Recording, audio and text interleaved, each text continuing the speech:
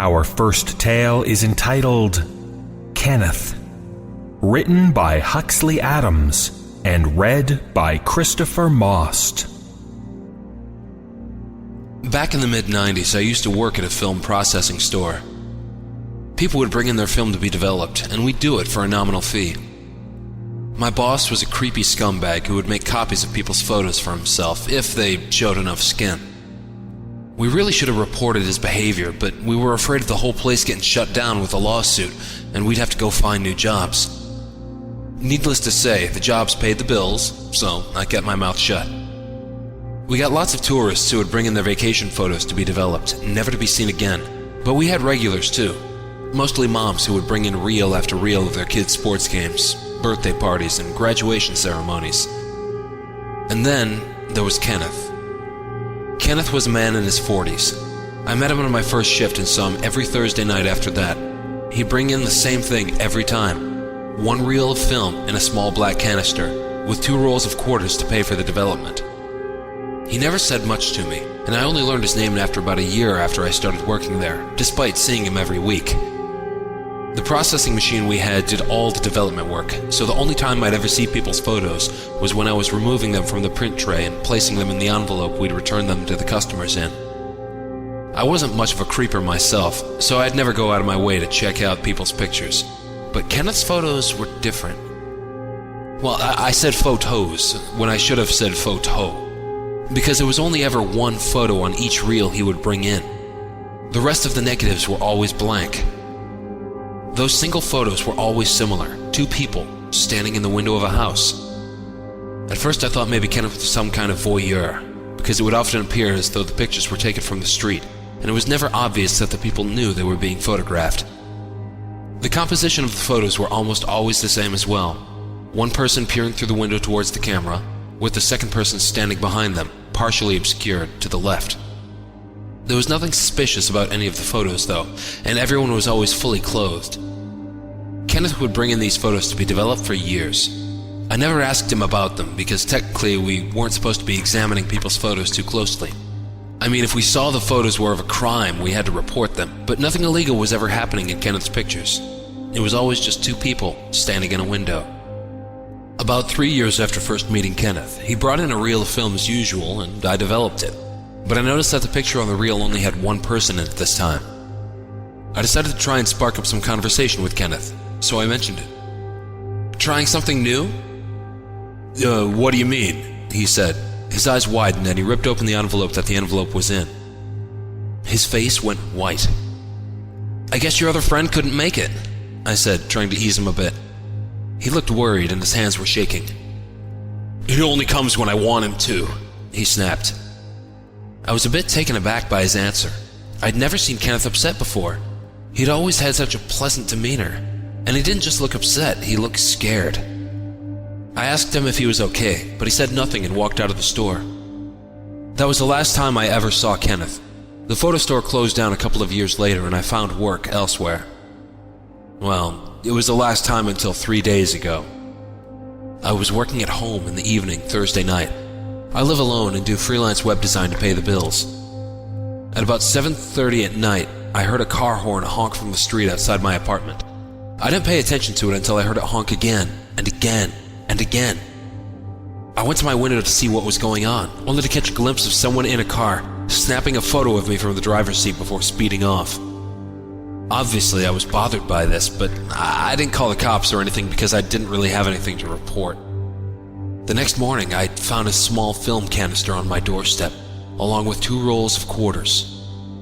I got the film developed today and wasn't surprised to see that only 1 photo had been taken on the reel. It was a picture of me, from 3 days earlier, standing at my window, looking out towards the camera. What disturbs me most is that, in the picture, standing behind me and to the left, is Kenneth.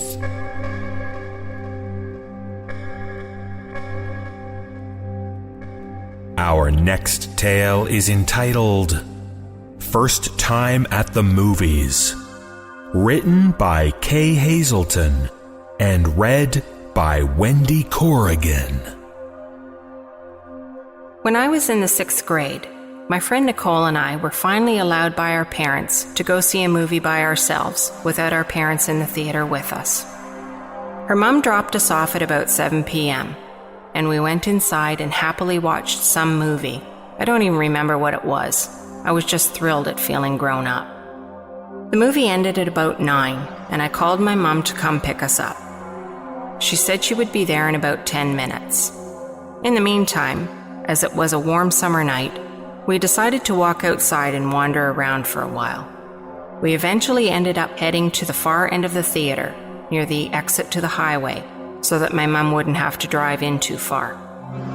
As we leaned against the bike racks, chatting, I noticed a dark green, old-looking Camry idling to the left of us, all the windows wide open, with the front passenger seat window facing us. It was directly next to a lamppost. I couldn't see the driver. I could make out that it was a male, but the car's lights were off. He was just a shadowed figure.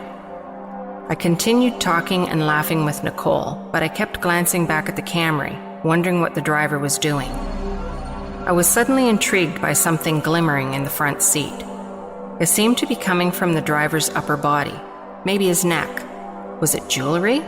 I squinted at it. He almost seemed to be flashing it at me. I wondered if he was trying to get my attention. I nudged Nicole's arm, and she too began to glance at the man at the car. Against all better judgment, I took a tiny step toward the car and squinted again at the front seat.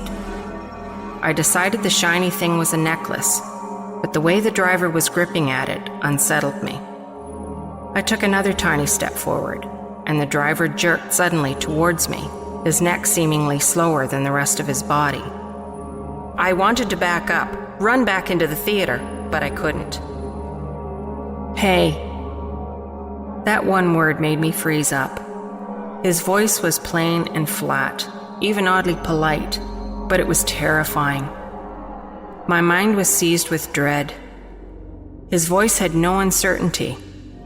He didn't seem startled or annoyed by my presence. He continued to twist and gnarl his hands at his necklace. Why was he doing that? Was he taking it off? Should I run? Those frantic thoughts passed through my mind in maybe 5 seconds before I heard a terrible squeal. He was gunning his engine. For no particular reason, I called out, "Wait!" He didn't slow down in the slightest, but he looked back at me, his face slowly tilted into a very slight, eerie smile. I looked at the lamppost, and my heart seemed to crash into my stomach.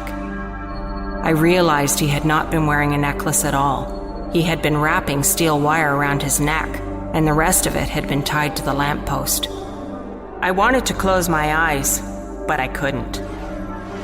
I watched his smile until I couldn't see his face anymore, but even then, I couldn't look away.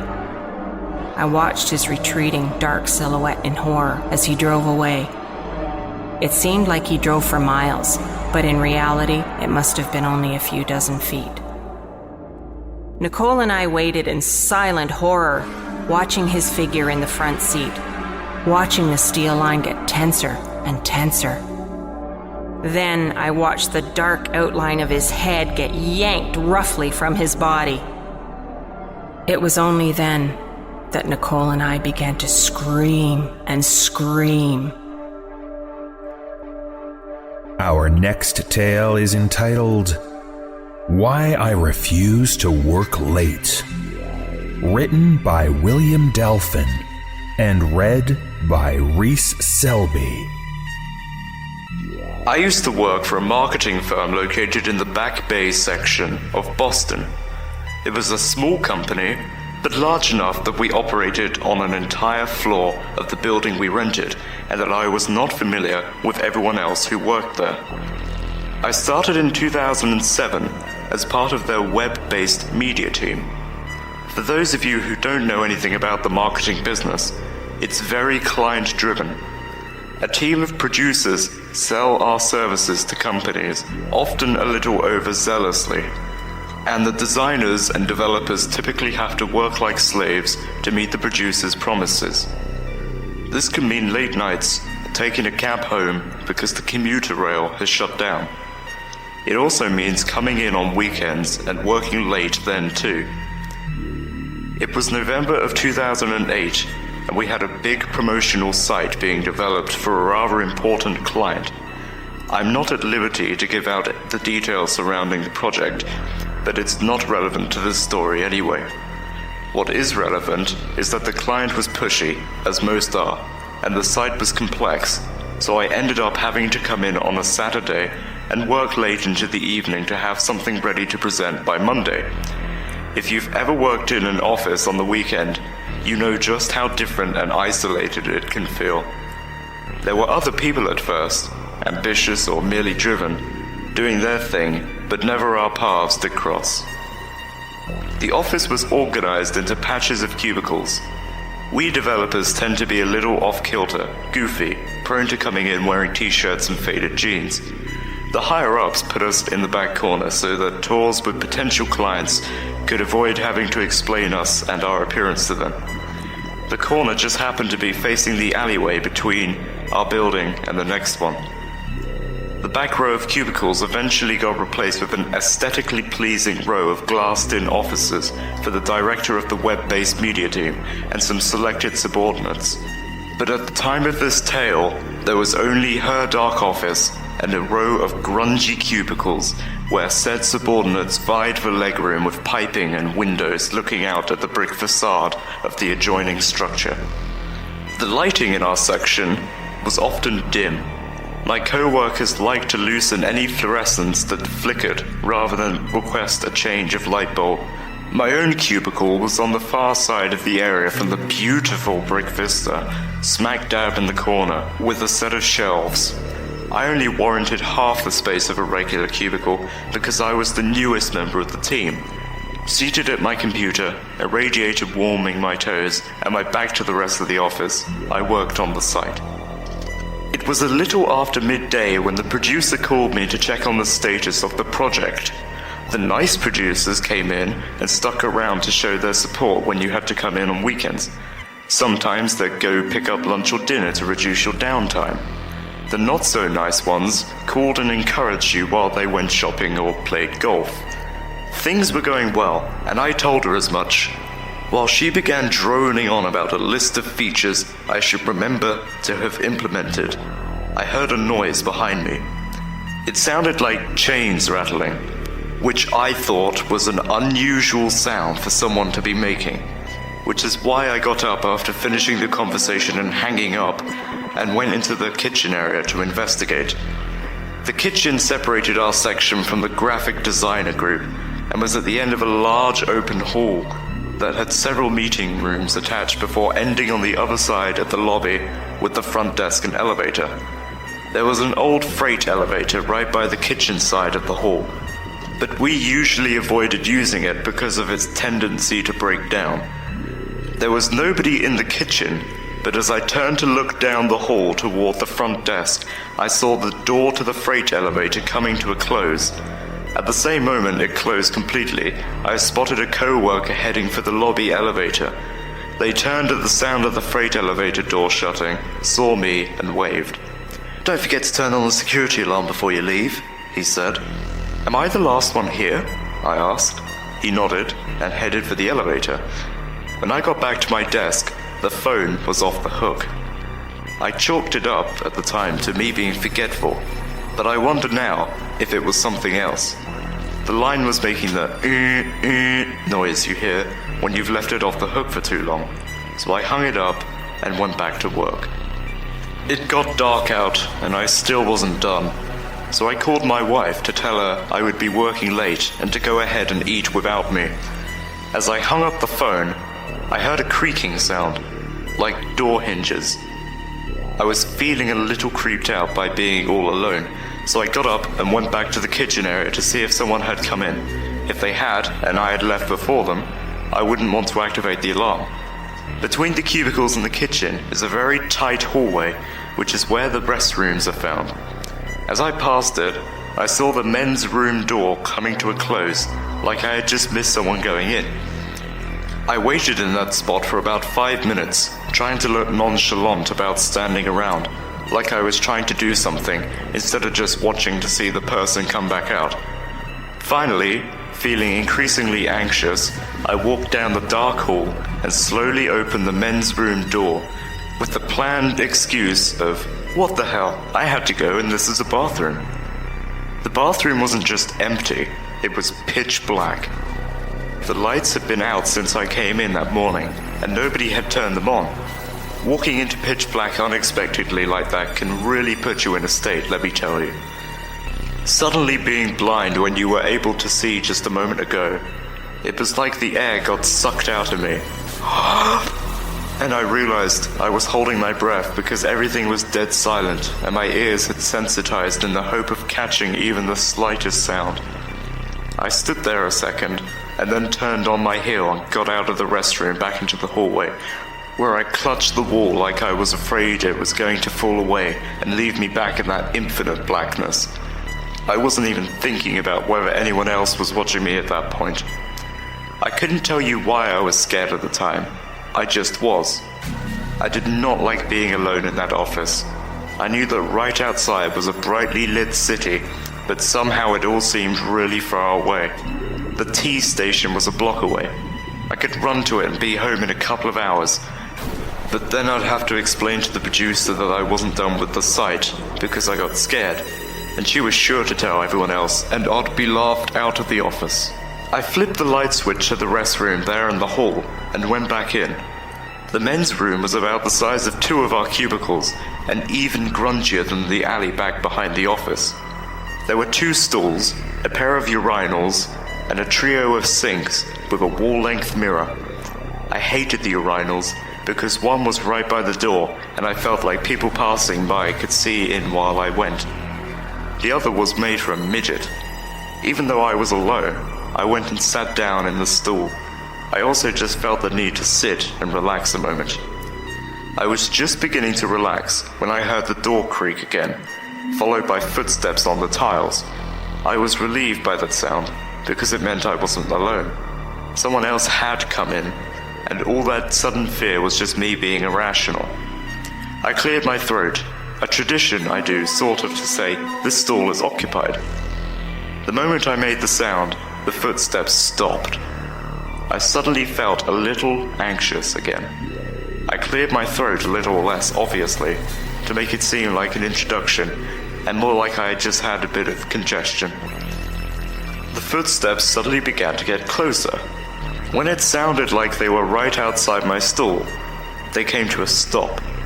I got real tense and leaned down to look at the person's shoes. There weren't any. At that moment, I got goosebumps on my arms and my heart rose up into my throat. My stomach was doing cartwheels, but I went about the routine of finishing up, flushing, and opening the stall door. The room was empty. I went over to the sink and began washing my hands, constantly looking over my shoulder and around the room in the mirror. I went to the hand dryer and started it up and was rubbing my hands together when I heard another sound right behind me. I could see in the reflective chrome of the dryer nozzle. The other stall door was shut where before it had been wide open. At that point I didn't care whether my hands were wet or not. I wiped them on my pants and turned for the door out of that room. The whole space felt smaller, more confined. As I walked past the stalls, I heard the click of the lock and the stall door started swinging open as if to greet me. I didn't look in. I didn't want to see even if there was somebody in there.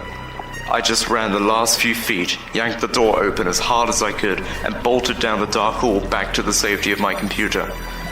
When I got back to the desk, my phone was off the hook again. I could hear someone speaking, even before I picked it up. I put it to my ear and listened. At the tone, it would be 7:43. I held the phone there, listening for the mentioned tone. I turned and watched the hallway I had just come from, though from my desk I couldn't see down it. There were no other sounds, except the hiss of the radiator and the computer fan. The recorded voice played again, but this time it was different. It sounded like one of those old cassette tape players when you only held the play button halfway down. It was deeper and slower, and I did not feel any comfort in it anymore. At the tone, it would be 7:43. I hung up. At that point, I decided that I did not want to be there, and I didn't care if I got laughed at later for it. I grabbed my satchel and saved my work. Just as I told Windows to shut down, the phone rang. Instinctively, I picked it up, figuring it was the producer calling. I'd just tell her I'd come in tomorrow and finish it. That's what I'd do. At the time, it would be 7:45, said the voice. I hung up and pulled the cord out. The phone at the desk next to mine rang. I ignored it and grabbed my shit to get the fuck out of there. I decided as I walked that my best course of action was to go into the kitchen, walk the long hallway to the front desk and wait for the elevator. Then I remembered that I had to set the alarm. The alarm pad was past the elevator, around the corner, and back by the executive offices. Not a big problem, I thought. As I walked past the dark hall toward the kitchen, I looked down it just to make myself feel better. The door to the men's room was wide open. Worse, it was pitch black inside again. But I realized as I stopped and looked that I had never turned it off. The linchpin in my horror came when the door suddenly began to slowly shut, as if it had been waiting for me as an audience before doing so. I turned away and went into the kitchen, trying not to think about the fact that the men's room was just on the other side of the wall from the hallway I was about to go down. I looked down the hall at the front desk and the elevator out of there. It had never seemed so far away before. I took a step, and from behind came another sound that sent shivers down my spine. The crash bar and the fire escape being pushed. I turned 180. The fire escape was located right next to the director's office and was just about 2 rows of cubicles away from the kitchen area. As I watched, the door to the fire stairs down the back of the building swung slowly open into the darkness. I turned back toward the hall and ran. The sound of a ding indicated the arrival of the freight elevator, and as I passed it, its door slowly began to open, just like the stall door in the bathroom. I heard the sound of rattling chains from inside, but I did not look. I was running for that front desk, running for the elevator down to the lobby. When I got there, I slammed into the wall between the elevator doors and punched at the down button desperately. I turned back to look where I came from. Every time I do, I think of Lot's wife in the story of Sodom and Gomorrah. You never fucking look back. Ever. The back area of the office was bathed in darkness. I could not see it at all. There was some light coming into the kitchen from the developer area, but even as I stood there watching, it seemed to fade and become dark. I looked at the elevator floor indicator and prayed that the approaching car was brightly illuminated. 2, 3, 4. The ding of its arrival was beautiful. The doors opened to a well-lit salvation. I scrambled into the elevator and frantically hammered at the ground floor button. As the doors slowly started closing, I watched the encroaching darkness seem to swallow the office. When the car reached the ground floor, I was squashed down into the corner, terrified that it would at any moment fill the compartment and eat me. I bolted through the lobby and out into the street where I promptly threw up, grossing out a passing cyclist who yelled words of encouragement as he continued down the street. I did not return to the office the next day. I told the producer I had gotten violently sick, and she talked the client into extending the deadline. I got chastised for forgetting to set the alarm, but no harm was done. 3 months later, they reorganized the back area of the office, built the subordinate's office, tore down a wall between our section and the kitchen, and set the cubicles up in a more standard format, moving me from my little corner by the dark hallway. I never went down that hallway again. In the remaining year that I was there, if I had to go, I walked down to the front desk and took the elevator down a floor where there was a public access restroom. Much bigger, much cleaner, much brighter, and far less haunted. Our next tale is entitled, Daddy, Are You Awake? Written by Scott Weaver and read by Chris Holland. We're a small family of 4. The 2 of us and the 2 kids, 4 and 3 years old. My daughter is the older one, and for the last year, she's had nightmares off and on. Some mornings I'll wake up with her wedged firmly between the wife and I, which is fine. We've all been there. I have no problem with it. What I do have a problem with is when she walks in 20 minutes after we've turned the lights off and the house is dark just to stand next to the bed on my side and stare at me. I get the sensation that I'm not alone and wake up with a dark little silhouette right next to my face. Although at times it sends me into a slight panic, or at least leaves me with a slight chills. Not very manly or dad-like, I'll admit. I'll break the silence. Yes, sweetie? She usually asks me if I'm awake and tells me she's had bad dreams. I let her climb into bed with us, and that's usually the end of it. Well, last night the same thing happened. I got that uneasy feeling that I'm not alone. My eyelids opened, and there she was again, dark little silhouette, mere inches from my face. "What is it, sweetie?" I asked. No response. Just silence. Then it clicked. Both of my kids are staying with the in-laws for the night. I no longer wonder why my daughter wants to sleep in our bed. I was able to reach up and flip on the light, but of course there was no one there. However, I look down the hallway and into my daughter's room, and the silhouette is standing in the doorway and hasn't moved for an hour. I think it's waiting for my daughter to come home. Our final tale is entitled The Friendly Man, written by Pitt Pastel and read by Wade Thorson.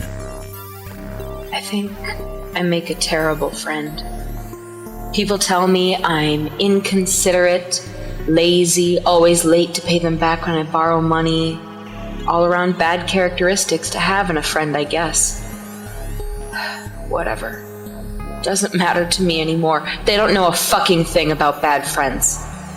Not like the friend who lives with me now. I am lying awake in my apartment where the air conditioning doesn't even work, and I swear to God, I'm covered in sweat. It's just oozing out of my pores. It's 2:08 a.m., although it might as well be 2 p.m. because I haven't left my bed in so long, and with the shades drawn, I can't even tell when it's night or day anymore. I wish Siobhan was here. I really loved that guy. I think he liked me too, but the last time he came by, I think it was like 2 or 3 weeks ago, or maybe yesterday. I don't even remember when. He pounded on the door 2 or 3 times, shouted my name along with a few unsavory words, and left. I was in bed at the time with fucking tears running down my face. I wanted to open the door and just kiss him and apologize for all the pain I ever caused him. Tell him it wasn't my fault. Mr. Friendly watches me constantly, making sure I am unable to get out of my apartment. Like I could escape anyway, since I've been confined to my bed. What does he want from me? I don't even know. When did it all begin, though? March 16th, 2008. I remember the date exactly. I was leaving from my fiancé Siobhan's place early in the morning. He had to get ready for work, although, quite frankly, I was ready to fuck, but he wasn't going to have any of that. So I drove home with a cup of coffee and tunes from the radio. At least it was a pleasant drive home. When I got home, I checked the mailbox in the lobby and headed up the stairs to my apartment. Junk mail, letter from the bank, etc. And right when I was about to unlock the door to my apartment, I see my neighbor Candace sitting outside her door. This was the first time I had seen her in weeks. I know a single woman in her 70s probably doesn't get a whole lot of visitors, but I almost thought she might have died, so you can imagine my relief when I saw her sitting in the hallway. At the same time, there was something not right about the way she looked. She looked disheveled, and she stared blankly at the wall in front of her. It was creeping me the fuck out, so I said, "Hey, Candace," while trying to unlock my door as quickly as possible. "He let me out," she said hoarsely, as if these were the first words she'd spoken in ages. She was looking at me now with, what's that look soldiers get in their eyes? The 1,000-yard stare. Her red, curly hair was a complete mess. She looked dazed and dirty, and though she usually smelled of cigarettes, now she smelled of something far, far worse. Something I can't quite describe, something that still makes me feel slightly ill whenever I remember it. Something inside of her had died, and her eyes were letting me know what she couldn't vocalize. And there were scars above and below her lips, as if she had them pierced or something. "Who let you out of where, Candace?" I replied uncomfortably. "Did your son finally come to visit you like he said he would?" "No," she whispered. "The friendly man." She looked crazed now, and it was starting to get a bit too unnerving. She looked towards her apartment door while toying with the gold bracelet she wore on her wrist. I nodded my head slowly and replied, "Have a good one," as if I knew what she was going on about. What was I supposed to do anyways? If only I knew what was to come, I would have sat out in the hallway with poor Candace and never entered my apartment ever again. That night, I lay in bed thinking about Candace. She looked terrorized, and I was having a hard time attributing it to just being senile. Something frightened her real bad, but what could it possibly be? As I pondered this, my mind began to drift, and soon I reached a state of half sleep. Thoughts started to make less sense, and sleep began to seep into my mind. And then I had strange dreams. I was in a dark sewer, and I was running. Running from what? I don't know, but I was running from someone or something. Water splashed about as I treaded through the murky, dark tunnel. It was too dark to see, but I knew I had to keep going, even if I couldn't see for shit. Eventually, I reached a small doorway and entered into a tiny room, furnished with a bed, a bookshelf, a mirror, and a writing desk with a small candle sitting on top. It looked oddly familiar until I realized it was my own room, though it looked absolutely horrid. Everything was grimy, and dark liquid ran down the walls, covering the floor. I frantically searched around for a weapon of some sort, opening drawers and feeling around under the bed. As I pulled my hand out from under the bed, I realized it was covered in the dark liquid that was running down the walls, and it made me gag. And then I heard the loud breathing. From behind me, a man was standing in the doorway, quiet save for his breathing. A wheezy kind of breathing. He was naked and bald, covered in the same dark liquid that ran down the walls of the room we were in. The most horrifying thing about him, though, was that his lips were shut, and a padlock was pierced through his lips, rendering him unable to fully open his mouth. "Keep the fuck away from me!" I yelled. He edged closer. I yelled more, trying to move, but the dark liquid was rising, and now it was too high for me to move.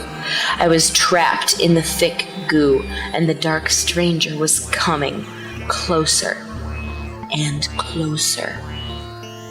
He started to breathe louder and louder, and he began to speak something unintelligible and muffled. He brought his face inches from mine, and I realized his eye sockets were black and empty. Then the candle went out. I could feel the warm breath coming from his nostrils on my face in the darkness. My heart stopped, and then I woke up. It must have been just after midnight, because it was still pitch dark.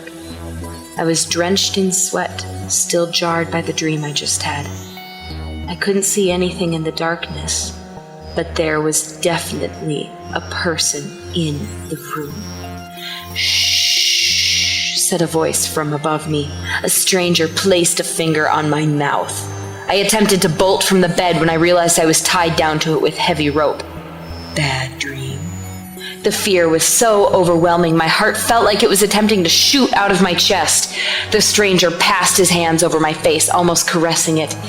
I couldn't see his face, though he looked tall and thin, and his breathing was heavy. He appeared to not be wearing any clothes, and I immediately thought it was a drug addict attempting to rob me or do worse, depending on what his intentions were. I tried to speak, but my voice was too hoarse and it came out sounding odd. I have no drugs that you'd want, but I have money on my desk, I said with great difficulty. Take it, it's yours. Just need some new company, the stranger said in a low, raspy voice. It was strangely childlike, however nonsensical that may seem. Sometimes you just get tired of the people you know. Please, I couldn't finish what I was about to say before I felt a needle enter my arm. The stranger had injected me with something, and before I knew it, I was fast asleep again. When I woke this time, I felt groggy and sluggish. I looked around, though my vision was slightly blurred. After a while, it became refocused and I realized I was in the living room. I could tell it was daytime because light made its way around the curtains that were drawn over the windows. Otherwise, it was still dark in the apartment. I'm not sure why it took me so long to realize how horribly messed up things had gotten over the night. I was still sitting in my bed, meaning someone had moved my bed into the living room, and all the furniture from the living room had been moved in front of the front door, blocking anyone from entering or leaving. How could a lone person possibly do all of this? And more importantly, why? My bed was situated in the middle of the empty living room. The ropes no longer confined me to the bed. And then I noticed how painful my lips felt. I ran my fingers over them and noticed something unnerving. There were holes above the upper lip and below the lower lip, as if they had been pierced, just like Candace, just like in my dream. Now frantic, I tried to get up, though I was too quick and I fell down to the floor. I lifted my shirt sleeves looking for where I was injected. Sure enough, there was a mark on my right arm. What I wished had just been a nightmare was actually real. As I lay on the floor, my mind trying to make sense of what was happening, I saw an arm with a gold bracelet sticking out from behind the bedroom door. I slowly got up from the floor and edged closer to the bedroom door as slowly as I could. I opened the door and found Candace's body on the ground. Poor Candace. If I had only done something when I saw her in the hallway earlier. I fell to my knees, feeling incredibly weak and nauseous. My bedroom looked odd without my bed in it, which is why it took me a moment to notice that in the far corner of the room was a crouched, naked figure, eyeing me, frowning. Tears had been running down his face. He was bald, with dark eyes, and in his hand was a knife. Some people don't know how to treat their friends, he said in his low, raspy voice. It was almost as if he was pouting. Everyone deserves to have new friends, though. At this, he smiled. Sweet, sweet Candy. She didn't taste sweet, though. Too bad. I noticed dried blood around his mouth. Oh well, here's to new friendships. I've got a feeling this one's going to last, he said, grinning. He pulled a heavy metal bar from behind him and stood up. He walked briskly to me, and a swing and then crack. I was howling in pain. White, hot, searing pain surged from my leg where he hit me with the bar, and then crack. The kneecap on my other leg exploded after another swing. I still cringe when I think about it. The pain was simply overwhelming, and tears were running down my face. Looking satisfied with his work, he grabbed a padlock from the desk near him. Some friends are too loud, don't you think? My vision blurred, and he smiled down at me. And then the world turned dark, and I passed out. That was weeks ago, or months, who knows? I'm allowed the luxury to write on scraps of paper when I can, such as now. He unlocks the padlock that keeps my mouth shut sometimes and feeds me. Sometimes he sits next to me and pets me like a master and his cat. It used to make me want to die every time he did it, but now it's become part of living. He's hidden my phone somewhere, and sometimes there are visitors who knock on the door, but with the blockade of furniture in front of it, there's no possibility of guests. He even pays the rent and bills somehow, preventing eviction. I don't know who he is. I don't know why he does this, but I belong to Mr. Friendly now.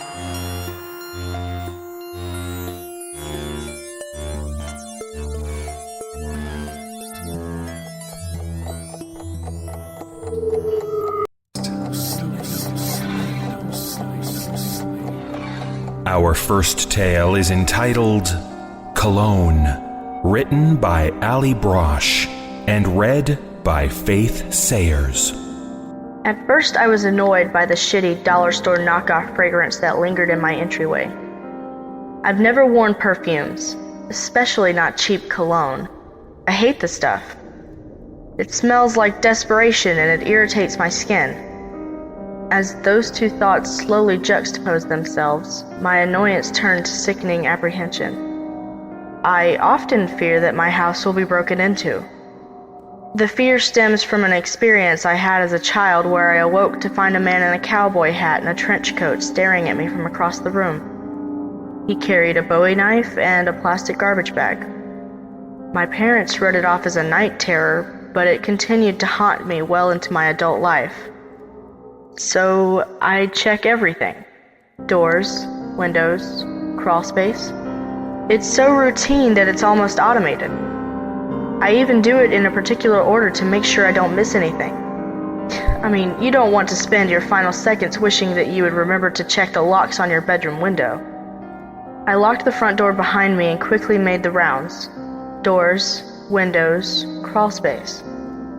Everything seemed secure, but I decided to do it again, just in case. I must have pulled a little harder on my back door the second time around, because it jerked open even though it was locked. The lock hadn't latched properly. I tried not to panic. I grabbed a butcher knife and got started on my second level of safety checks. Closets, showers, pantry, intake vent, cupboards, crawl space, behind curtains, under bed. Nothing. However, my portable CD player was missing and my computer was on. I was embarrassed to report such a small theft, but I reasoned that if the police poked around and didn't find anything, I could feel safe and actually get some sleep. The responding officer did a thorough job of reassuring me, but I still pushed my dresser in front of my bedroom door before going to sleep, just in case. Unsurprisingly, sleeping was difficult. That awful cologne seemed almost stronger than it had when I first walked into the house, and its cloying sweetness was starting to give me a headache. I'd probably have to air out the whole place in the morning. I finally fell asleep around 2 a.m. with my face nestled into the neck of my shirt. A burst of static woke me up several hours later, gasping and clamming, my shirt still covering my face. The static faded into those little clicks and pops that sometimes precede live recordings. It sounded obscured somehow, or far away, muffled. Then a man's voice. I've never done one like this. They're usually much more obvious. They know what's going to happen as soon as they walk in the door. But I'm excited for this one. Consciousness came on slowly. I opened my eyes and looked around the room. A little orange light blinked near the corner of my ceiling. I've been watching you for months. You're always so good, so careful. It was my CD player. Someone had hidden it in the ceiling vent. I never checked the ceiling vent because it was far too small to conceal anything threatening. The whole thing was probably a practical joke. One of my asshole friends exploiting my paranoia. There's no way that a person could fit inside my ceiling vent. They had broken in, recorded a creepy CD on my computer, and then set the alarm on my CD player to go off in the middle of the night. I didn't know whether to feel angry or relieved. I listened closely, trying to pick out whose voice it was. It's exciting to think that you might find me before I can do it. I didn't recognize the speaker. But you probably won't. I spent all day making sure I closed it up properly after I got inside.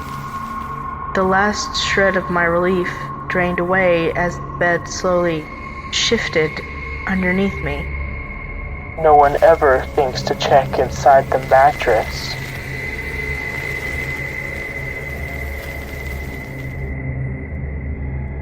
Our next tale is entitled Never Talk to Strangers, written by Isaac Faraday and read by James Lewis. On pleasant days while I was attending college, I would walk to classes from my dumpy little apartment about a mile away from campus. There were several routes I would take, but my favorite was a small paved path through a park that followed the river. This park was very nice. It had benches every few hundred feet facing the water, and so many trees that you couldn't even see that the busiest street in town was only a few hundred yards away. This path was out of the way, so the only real traffic on it in the middle of the day was the occasional jogger or bicyclist. I used this path maybe 2 or 3 times a month, and every time on the same bench there would be this little old man in a nice suit facing the water, just staring down at the shore. He seemed to be in his mid to late 80s, and I just assumed he came there every day because he had nothing else to occupy his time. I felt sorry for him. He seemed so lonely, just sitting on the bench all alone, all day. I decided I would be a good person and sit down and talk with him. I thought maybe that the old man came there every day, hoping somebody would sit down next to him and talk. On a very nice day at the beginning of spring, I was walking down the path and saw the old man sitting on the bench. I walked up to the bench and sat down next to him and said hello. The old man didn't look up from the river. He kept his eyes right on the spot he had always been staring at. I said hello a little louder, thinking he may not have heard me the first time. This time he replies, "Oh, I'm sorry. I didn't see you there. I was busy watching the boys play down in the water." I was very thrown off by this. I thought this poor old man must have Alzheimer's and comes here every day reliving his past. I ask him if they are his sons. He frowns and says, "No, but it's my responsibility to watch them." I didn't want to play along with his delusions too much, but he obviously cared a lot about these imaginary boys, so I asked him why it was his responsibility. He gets a very sullen look on his face, almost as if he was going to cry at any moment, and he says in a voice I can barely hear over the moving water, "I threw them in there, and I need to be damn sure none of them ever try to get back out." I promptly said goodbye, walked away, and never used the river path again.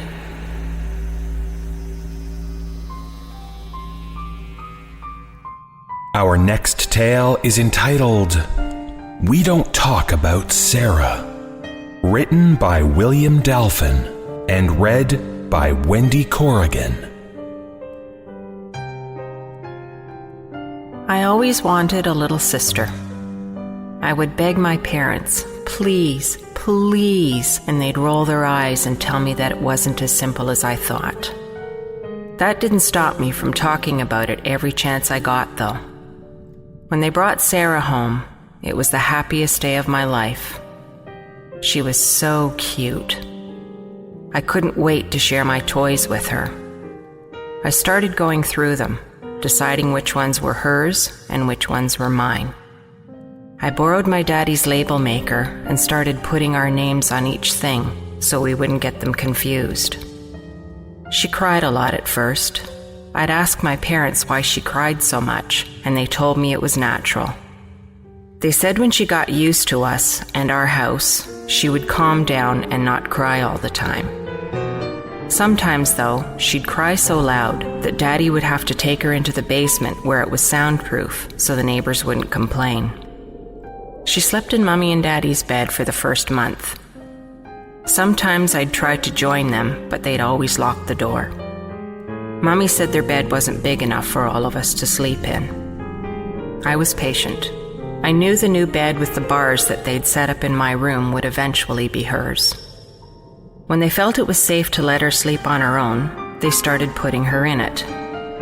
She wasn't crying so much anymore by then, and I would lie in my bed and watch her sleep from across the room. They'd take her into their bedroom first and lay with her until she fell asleep, then move her to our room. Some nights after she was moved, I'd see her lying there with her eyes open, just staring at the ceiling, so I'd go over and give her toys through the bars. A lot of the time she'd just throw the toy and then start crying, and I'd have to hide under my covers before Daddy came in to deal with her. Eventually, they started letting Sarah sit with me in the playroom.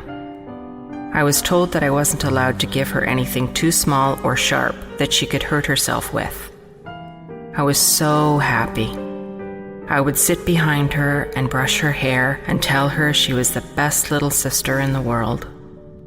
I showed her which toys were hers and which were mine, but she didn't seem to care. Sometimes we'd sit on the window seat, and she'd bang on the window while I drew on it with special crayons. School started back up at Sugar Creek Elementary, and I went, but Sarah had to stay home. Mommy said she wasn't ready for school yet. I'd come home and tell Sarah all the stuff I'd learned. I drew pictures of us playing together. When I showed them to Daddy, he'd tell me thank you and take them to keep in his office. Then came the really bad day. I'll never forget it. I came home from school and Mommy was just sitting at the table smoking. She looked real sad. I went to play with Sarah, but couldn't find her. When I went to ask Mommy where she was, she started crying. I asked her what was wrong, and she said that Sarah was gone. I didn't understand totally, but I started crying too, and told her, we need to find her. She just shook her head and said she was gone somewhere we couldn't go. Daddy took her bed apart. He threw away all of my drawings with her in them. He took my name tags off all the toys. Sometimes I'd find one he'd missed, and it'd make me cry. I started collecting them and hiding them, but he found where I hid them one day, by accident, and got really mad. We weren't allowed to talk about her. It was like she never existed. I didn't think it was fair.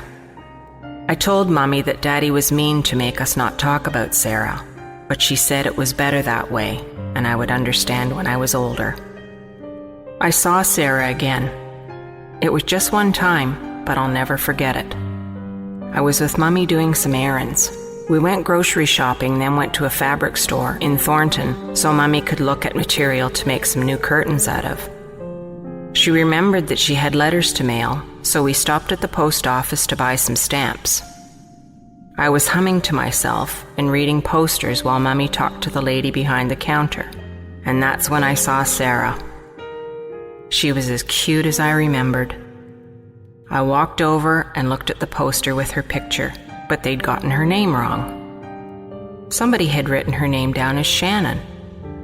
I rushed over to Mommy and tugged on her sleeve and told her that Sarah was up on the wall with the other pictures of children, but she got all flustered and apologized to the lady before dragging me out of the post office. I had to shout because she kept trying to talk over me instead of listening. I saw Sarah. They got her picture on the wall in there. Finally, Mommy slapped me and told me it wasn't Sarah and that it may have looked like Sarah, but I was mistaken, and if I didn't stop, I'd get in real trouble with Daddy when he got home. I cried and promised to be good, but even after I promised, I wasn't allowed to have dinner and had to sit in my room that night. I heard Mommy and Daddy talking in the kitchen, and they got kinda loud. Somebody started banging open the kitchen drawers, and then Daddy's feet stomped up the stairs, but I heard Mommy scream, "Don't you dare!" and he stopped outside my room, then went back downstairs.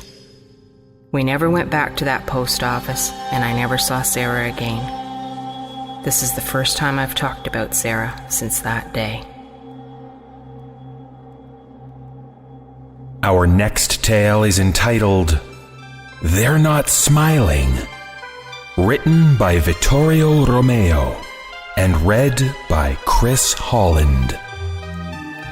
I've had this strange problem since I was a child. It may sound completely ridiculous, but they stare at me.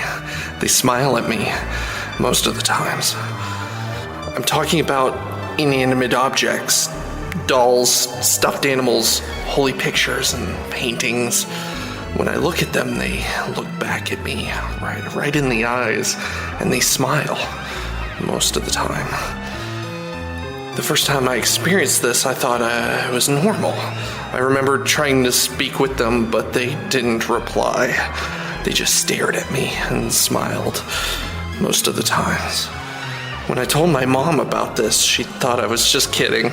I tried to make her understand I was serious, and I definitely got her worried. Her diagnosis was that it was some kind of brain tumor, that I was experiencing hallucinations.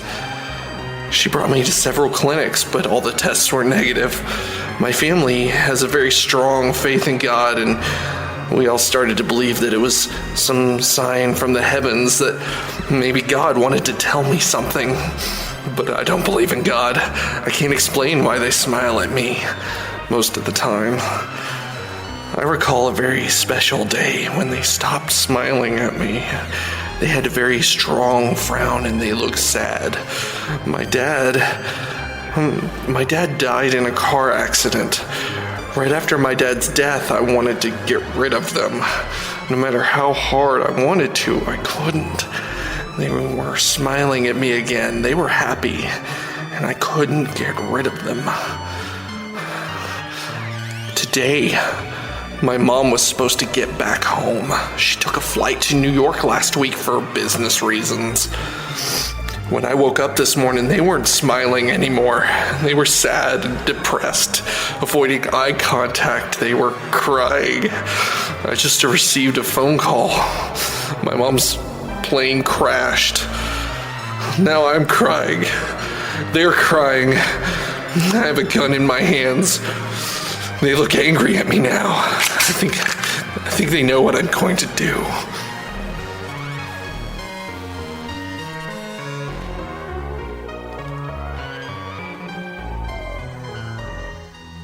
Our next tale is entitled Silly Boy, written by Nicole Garrison and read by Ginny Sanders. Although I have plenty of stories of my own, today I'd like to share the story of a former friend of mine from a few years ago. A little bit of background on her. She was your typical young white woman being raised in a middle-class family. She lived in the last house of a cul-de-sac on an otherwise undeveloped hill. Her house had essentially burned down once before, and after they rebuilt and renovated, they were rewarded with a splendid house of 6 bedrooms, 3 bathrooms, and a large circular staircase that curved about a chandelier in the foyer. She lived with her parents and her brother, Jerry. Her other brother and his family lived just down the street, and she often watched his 2 children.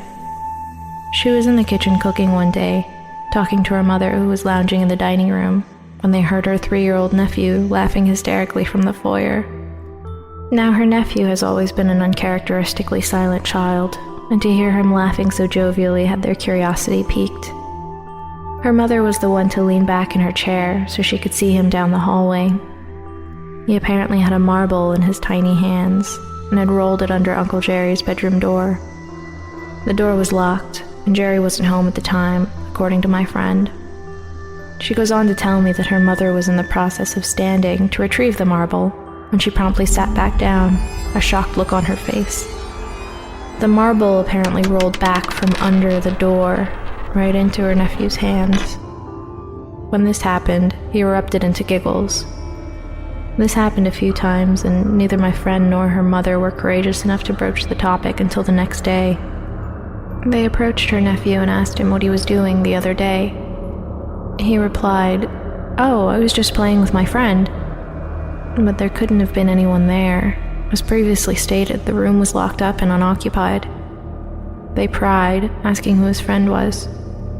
"His name is Silly Boy and he lives on the hill." Having had previous situations involving homeless on the hill, and fearing someone had invaded their home, they continued their questions. The nephew, I'm assuming, became tired of the conversation because he simply replied, "He's my age, but he doesn't have a name anymore, so I call him Silly Boy because he looks so silly." My friend asked him why he would say such a thing about his new friend. Her nephew responded, Auntie, he looks silly because he has no face.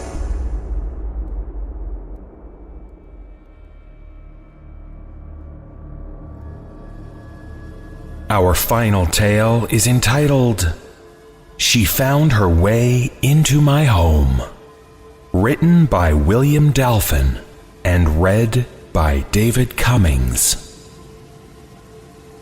There is something stalking me. I don't know what it wants, but almost every night since I started seeing it, it has terrorized me. It doesn't touch me, it doesn't communicate in any sort of way, it just fills me with horror. If I seem to ramble, please forgive me. I haven't slept in several days. We live in the second floor of a duplex with stairs down the back of the house to the basement where the laundry machines are. There's a door at the bottom of the stairs that looks out onto our back porch and into the backyard. 6 days ago, I was going down to the basement to bring up some laundry and I glanced out the door as I passed. There was a figure standing at the far edge of our yard. Her back was to me and she was just standing there looking into the woods beyond our yard. She was dressed in nothing but a light gown. It had lots of flowing material coming off it that was whipping around in the air slowly. The whole scene creeped me out instantly, but I thought she might be a friend of our downstairs neighbor, so I continued to the basement. When I came back up, she wasn't there. The next night I went down again, and as I passed the back door, I looked outside. The woman was back. She was exactly like she was the night before, facing away, not moving. The hair on my arms and neck stood up straight when I saw her. I was even more creeped out when I realized she was in the same clothes as the night before. That's when I did something I shouldn't have. I opened the back door. Leaning out, I called to her to see if she was okay. She didn't respond. She didn't make any sort of indication that she'd heard me. It was freezing cold, so I shut the door and locked it. Coming back upstairs afterward, I looked out the window and she was gone again. Later that same night, I was in the bedroom getting ready to go to sleep. Everything was dark because my wife had gone to bed before me. Our bedroom looks out over the backyard, and my side of the bed faces the windows, so I have to go past them to get in. As I was doing so, I suddenly got that same deep dread feeling in my stomach that I had gotten the first time I saw the figure in the backyard. Something compelled me to hesitate by the windows. My hands were shaking as I pulled the curtain back a bit and peeked through the shades into the backyard. It was a clear night, so the backyard wasn't shrouded in darkness. The woman was standing in the middle of the backyard, no longer at the edge of the woods, facing the house with her head tilted up to look directly at the window I was peeking from. I jerked away instantly, afraid she had seen me. Her face was covered in shadow and hair, but I saw her chin and nose. A sharp nose and a thin chin. Gray. Her skin looks gray, I think. Her hair was black and long. I was so scared I jumped into bed and covered myself with the covers. The next day, I played outside in the snow with my 4-year-old daughter. She wanted me to pull her on her sled in the backyard, but just the thought of going back there made me scared again, so I talked her into digging holes in the snow in the front yard. That night, things went from bad to worse. Somehow, I had managed to forget about the woman. Then, in the middle of the night, my daughter started crying. Our bedroom is just across the hall from hers. I thought she might need to use the bathroom or just be having a bad dream, so I went into her room to see if she was okay. She was uncovered, curled into a ball on her mattress. I pulled her covers over her, and that's when she whispered to me, "Daddy, there's someone in my closet." Instant goosebumps. I turned my head slowly toward the closet door at the end of her bed. Normally, the closet is shut, but now it was open. The woman was standing in my daughter's closet. Not even when it was clear that I saw her did she move or make a sound. Just stood there and looked at me through the cracked open door. My blood ran cold when I saw her. "Get up," I told my daughter. "Get in my arms quickly. Quickly!" She scrambled up and hugged me tightly, and I walked backward out of the room, watching the closet the entire time. In my mind, I imagined her throwing the closet door open and running at us, arms outstretched. I just hugged my daughter and walked backward into my room. The woman never appeared in the doorway. I heard no movement from my daughter's room. I tucked her into my bed and stood there watching the doorway to her bedroom. I didn't go back in. I just stood there and watched and listened.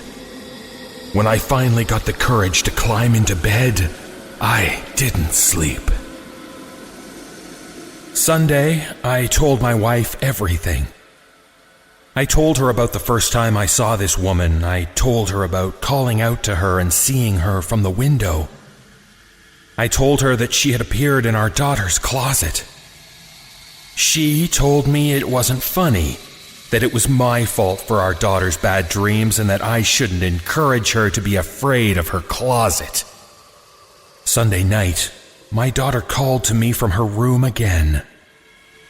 Call me a coward, but I couldn't go back into that room. I called her quietly to come get in our bed, but she cried and said she was scared. I wanted to go and get her, but I was scared too. I told her to pull her blankets up and cover herself. "Just cover yourself, honey, and you'll be okay." I prayed that it was true. I lay there, peeking over the sleeping form of my wife and out into the hallway at the closed door of my daughter's room and just kept praying. I heard her cry a while longer. Then she went quiet, and I hoped that she was asleep. Monday, I piled toys in front of the door to her closet. By that time, there was no doubt in my mind that this was some sort of ghost or apparition, but I piled things in front of the closet anyway. Like a pile of toys could stop a ghost. Monday night, my daughter did not cry, but I didn't sleep. I lay there looking at the ceiling, tense. Around 2 a.m., I heard her bedroom door creak open, and I knew something was wrong. She must be scared, I thought, so I called to her like before. "Just come to me and you can sleep in our bed, sweetie." But she didn't come. I peeked over my wife. The woman was standing there in the doorway to my daughter's room. Her arms hung at her sides, her shoulders slouched down. Her gown was dirty, like it hadn't been washed in years, and hung off her like torn rags. I wasn't breathing, I wasn't blinking. I just looked at her and she looked at me, and I thought, this is it. I'm gonna die. She never moved, never made a sound. I whispered, "Please go away. Please leave me alone. Please, I'm sorry." I couldn't look away. If I look away, she will get closer. I was sure of it. If I close my eyes, when I open them, she'll be standing over me, looking at me. At some point, she was gone. It's like I fell asleep with my eyes open. I don't remember her disappearing, just that I was looking at the doorway and she wasn't there anymore. Last night I lay awake, waiting. I asked my wife to shut our bedroom door because the nightlight in the hallway was keeping me awake. It was stupid. I don't know what I was thinking. Like clockwork, I heard my daughter's bedroom door creak open. I held my breath. Then I heard the floorboards in the hallway creaking and I started shaking uncontrollably. I heard our bedroom door open and I knew she was standing there in the doorway, not moving, just looking at me. I didn't look. I couldn't. I did what I had told my daughter to do and pulled the covers over my head. I am a complete mess. A zombie at work. I don't want to go home anymore. I think I see the woman in other places. A glance while driving and I think she's sitting in the passenger seat of the truck behind me, or standing down the street as I drive off. Just sitting here at my desk, someone passes by behind me and I jump. I'm afraid that if I turn around, she'll be there, waiting for me to look at her. And what if I saw her face?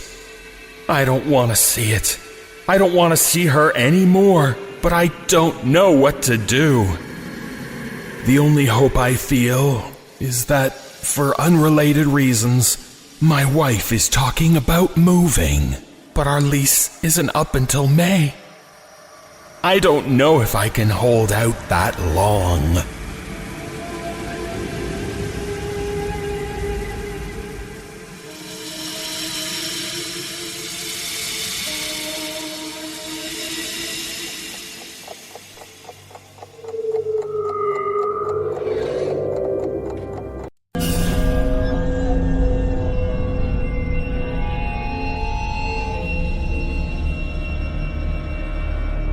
Our first tale is entitled The Woods. The peaceful seclusion of a rural homestead can be a relaxing retreat, but the nighttime woods can also conceal a dark menace. This story was written by Kyle Thomas and is read by David Cummings.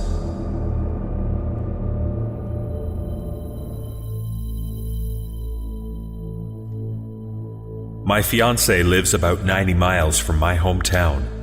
As a result, I end up driving there every week during the summer to visit for a few days. My fiancé lives in the country.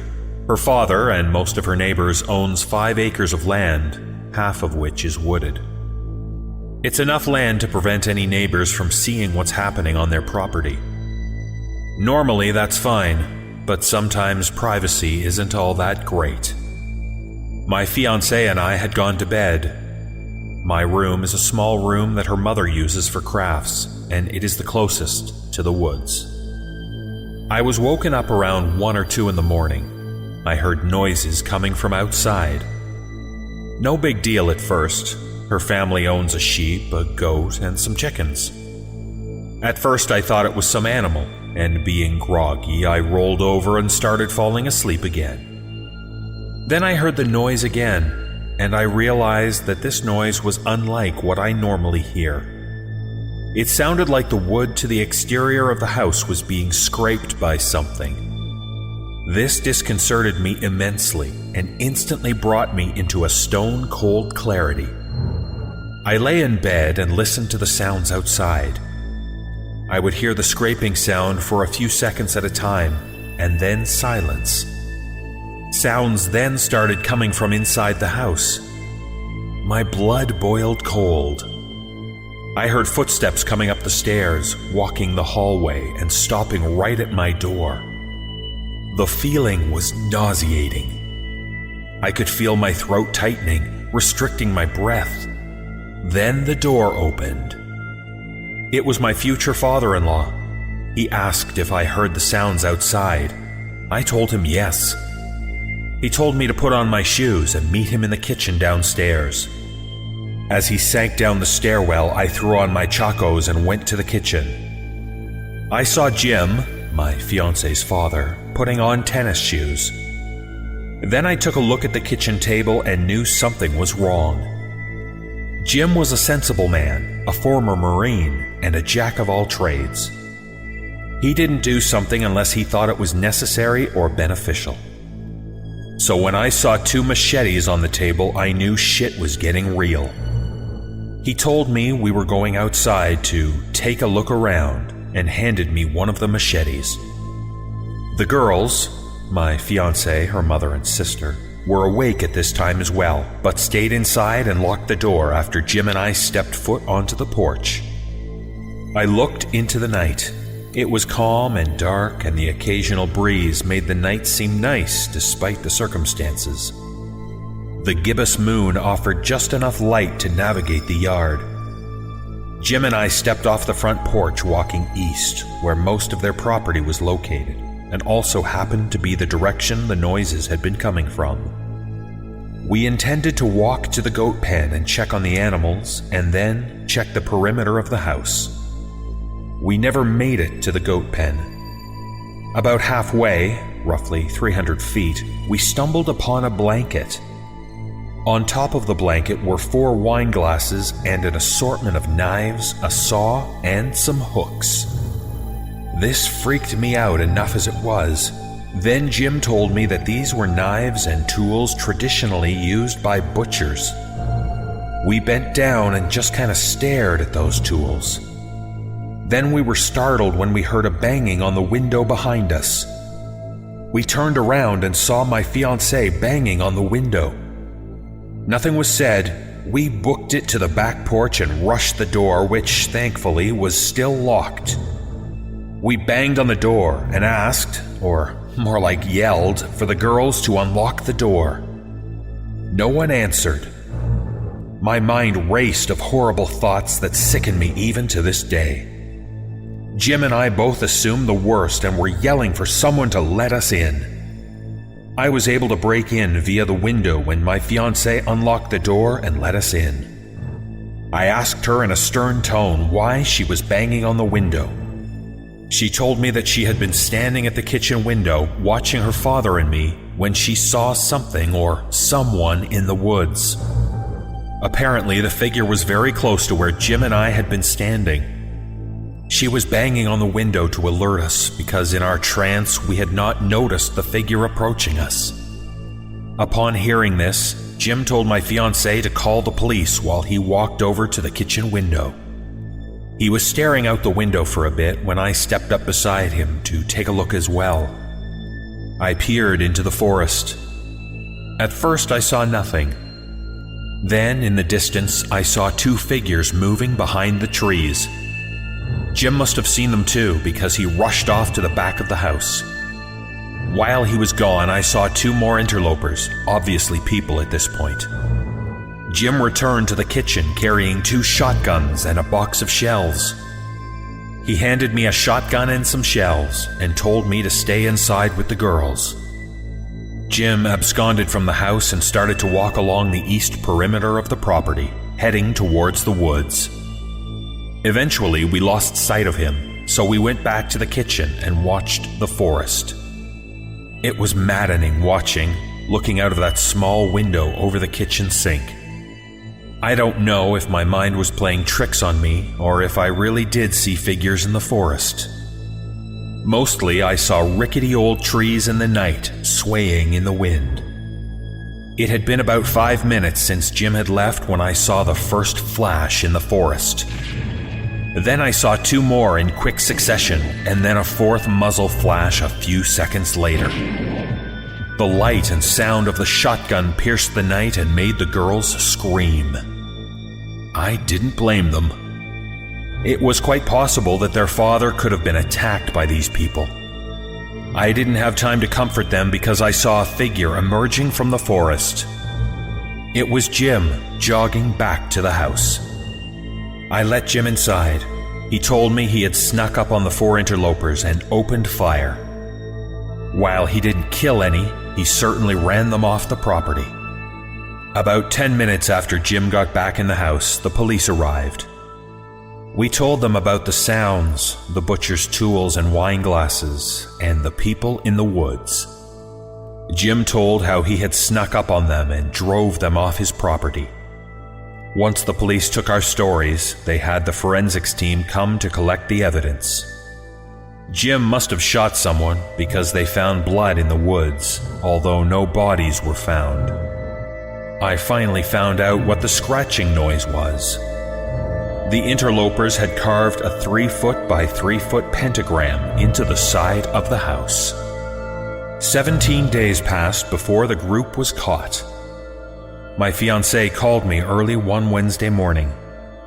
She said that the group from that night had been caught.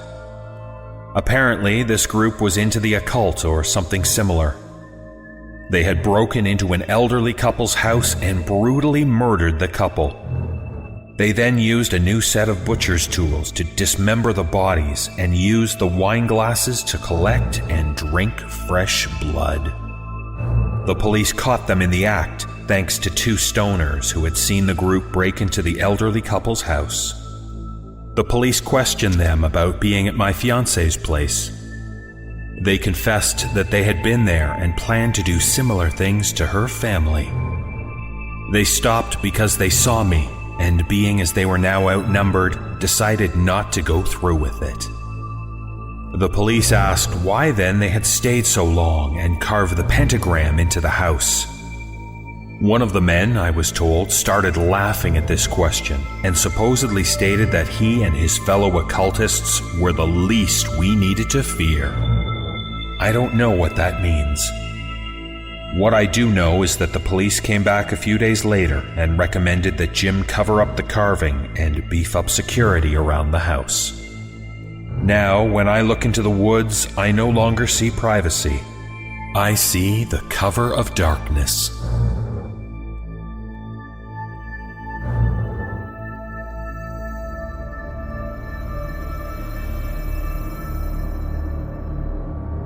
Our second tale is entitled, Can You Hear the Birds Singing? Horror comes in many forms, and the horror born of loss can be the most disturbing of all. This story was written by Douglas Bramlett and is read by David Cummings.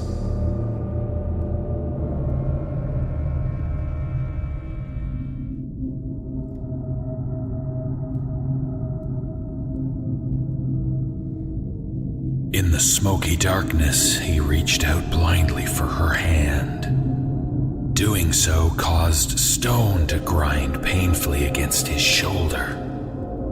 He gritted his teeth and continued to grope about. Finally, his fingers crawled across the tiny curve of her fingers. He gripped her hand suddenly, tightly, like a swimmer reaching for the shore.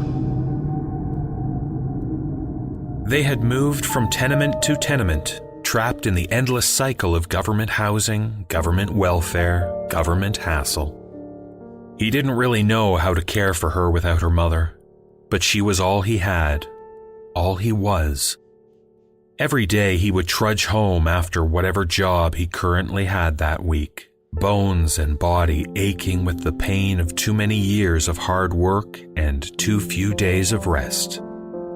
He would trudge home, stopping first to pick her up at government-appointed daycare with its too many screaming brats and too few caring eyes. Walking away from that, her hand in his, he stood straight and tall, his step filled with energy and life. There was still some warmth in her hand. She squeezed back weakly. Somewhere beyond the darkness, he could hear the sirens still, the screaming. He had been startled awake by the wailing of a smoke detector 1 floor below. It had made him bolt upright, his shoulders screaming in answering pain. He stumbled across the dark apartment, vaguely realizing that he couldn't see because of the already rapidly spreading smoke. Tripping over some toy in his blind rush, he cursed softly under his breath and fell. Pain lanced upward to meet him. He rolled to one side and felt for what he had landed on. He had to hold it very close to see it in the dim light. It was a toy truck. He had picked it up at the Salvation Army last week, broken already when he bought it. He was startled to recognize a spread of blood, his own, from his throbbing knee, and, frustrated, flung it across the room. He heard an answering crash of glass from somewhere, and a few feeble beams of light stabbed inwards towards the ceiling, tracing the sinuous patterns of smoke around in swirls. Great, he thought. Probably have to pay for that window. He got up and limped as quickly as he could toward her door. He wandered the sterile halls, peering blankly at the various numbers. It was all a shock, both wonderful and painful. One life given, another life taken. He could still hear his wife's mother screaming, cursing him. A few curious eyes peered from doors, but as in most places in the city, no one got too curious. He stumbled on in a daze until his feet found him before a closed door. Nursery read the tarnished plate. He opened the door and saw her for the first time. Even behind a pane of glass, even tiny, newborn, she captured his heart. He marveled at the beauty and despair that filled him. The door swung open and a roiling cloud of smoke sucked the air from his lungs. He flung himself into the darkness even as the ceiling swung down. He awoke again in darkness. His face was pressed against the brightly colored blanket that covered her floor. He remembered the joy and wonder in her eyes when he first brought it home. Spread out, it was a map to another world, marked with castles and forests, lakes and dragons. She hadn't cared that it was faded or patched or discolored in places. She had hugged him tightly and hurried to spread it out. Blanketing her room, it had allowed her something to be hers in a world where everything they had was handed to them before being taken away. She had loved that blanket. His face, deep in the green moth-eaten spread of some mythical forest, he reached out towards the mattress where she slept. They emerged from underneath the small copse of trees out into the park. He heard the sharp intake of breath as she was filled with awe and wonder. "Is it real?" she had asked. Laughing, he assured her that the park was real. Watching her dart off amongst the grassy hills, dancing along the thin glassy stream, laughing with the other children in the playground, filled him with a sense of her own wonder. They had lived so long in government gray and smoke-stained yellow that he himself had forgotten for a time what green life looked like. Emboldened by a spring day, a new paycheck and a day off, he had gotten her up before dawn. They had trekked across town, riding dingy, diesel-smelling buses through graffiti-covered streets. Finally, they had had to cross a huge, busy street filled with honking horns and cursing cabbies. Now he watched her play, watched her wonder and amazement. She had never seen trees before, he realized. Realization brought an attendant sense of sorrow. There was so much she had missed because he had been stubborn enough to keep her. Perhaps if he had let her go with her dead mother's family, she would have had a better life. His welling tears were pierced by her cry of, "Daddy!" He scooped her up as she ran towards him, spinning her laughing in the air. "Daddy, Daddy, can you hear? Can you hear the birds singing?" The smile on her face banished all doubts, all fears, all pain. He laid in the darkness for a long time, listening to the dim screech of sirens below, holding her hand. Some part of him knew that the window, perhaps part of the wall itself, was gone. He remembered being drenched by an incredible wash of water at some point. Unable to do more than twist and roll, he still did his best to try to shield her, even if he couldn't reach her. He spat ash and plaster from his mouth again, coughing harshly. Smoke still surrounded him like a blanket, but he was aware of its slow crawl towards where the window had been. His burning eyes were fixed towards that wall. He wasn't able to turn or move much anyway. 40 stories up, through the wash of smoke and rubble, he saw the sun begin to rise. Its pale beams seemed to part the smoke, a fresh breeze coming off the not-too-distant Atlantic to clear the air. Almost simultaneously, he heard 2 new sounds over the cacophony of sirens, screams, and collapsing walls. The sound of someone, a fireman perhaps, calling from the front of the apartment, and somewhere, out in that bright beam of sunlight, birds. He squeezed her now cold hand again for the last time. "Honey, can you hear? Can you hear the birds singing?"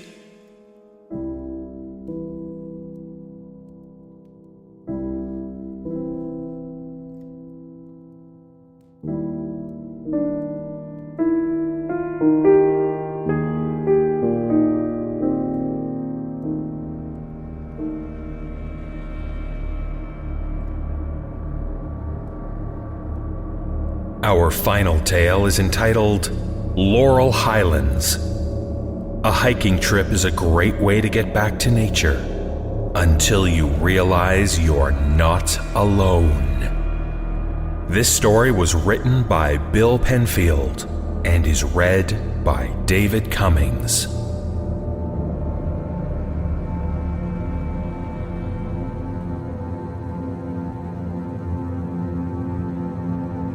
Backpacking alone is a bad idea, I know. I sat staring at a tiny goddamn fire, wondering why I hadn't prepared myself for this.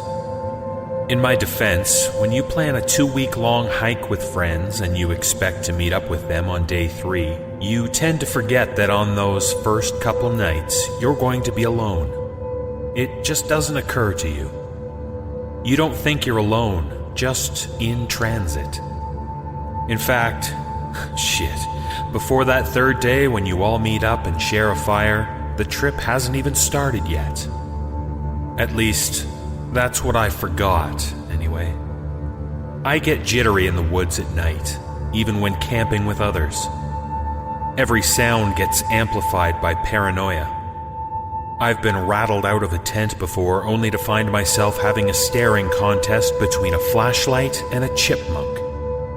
Inside the tent, it all sounds the same.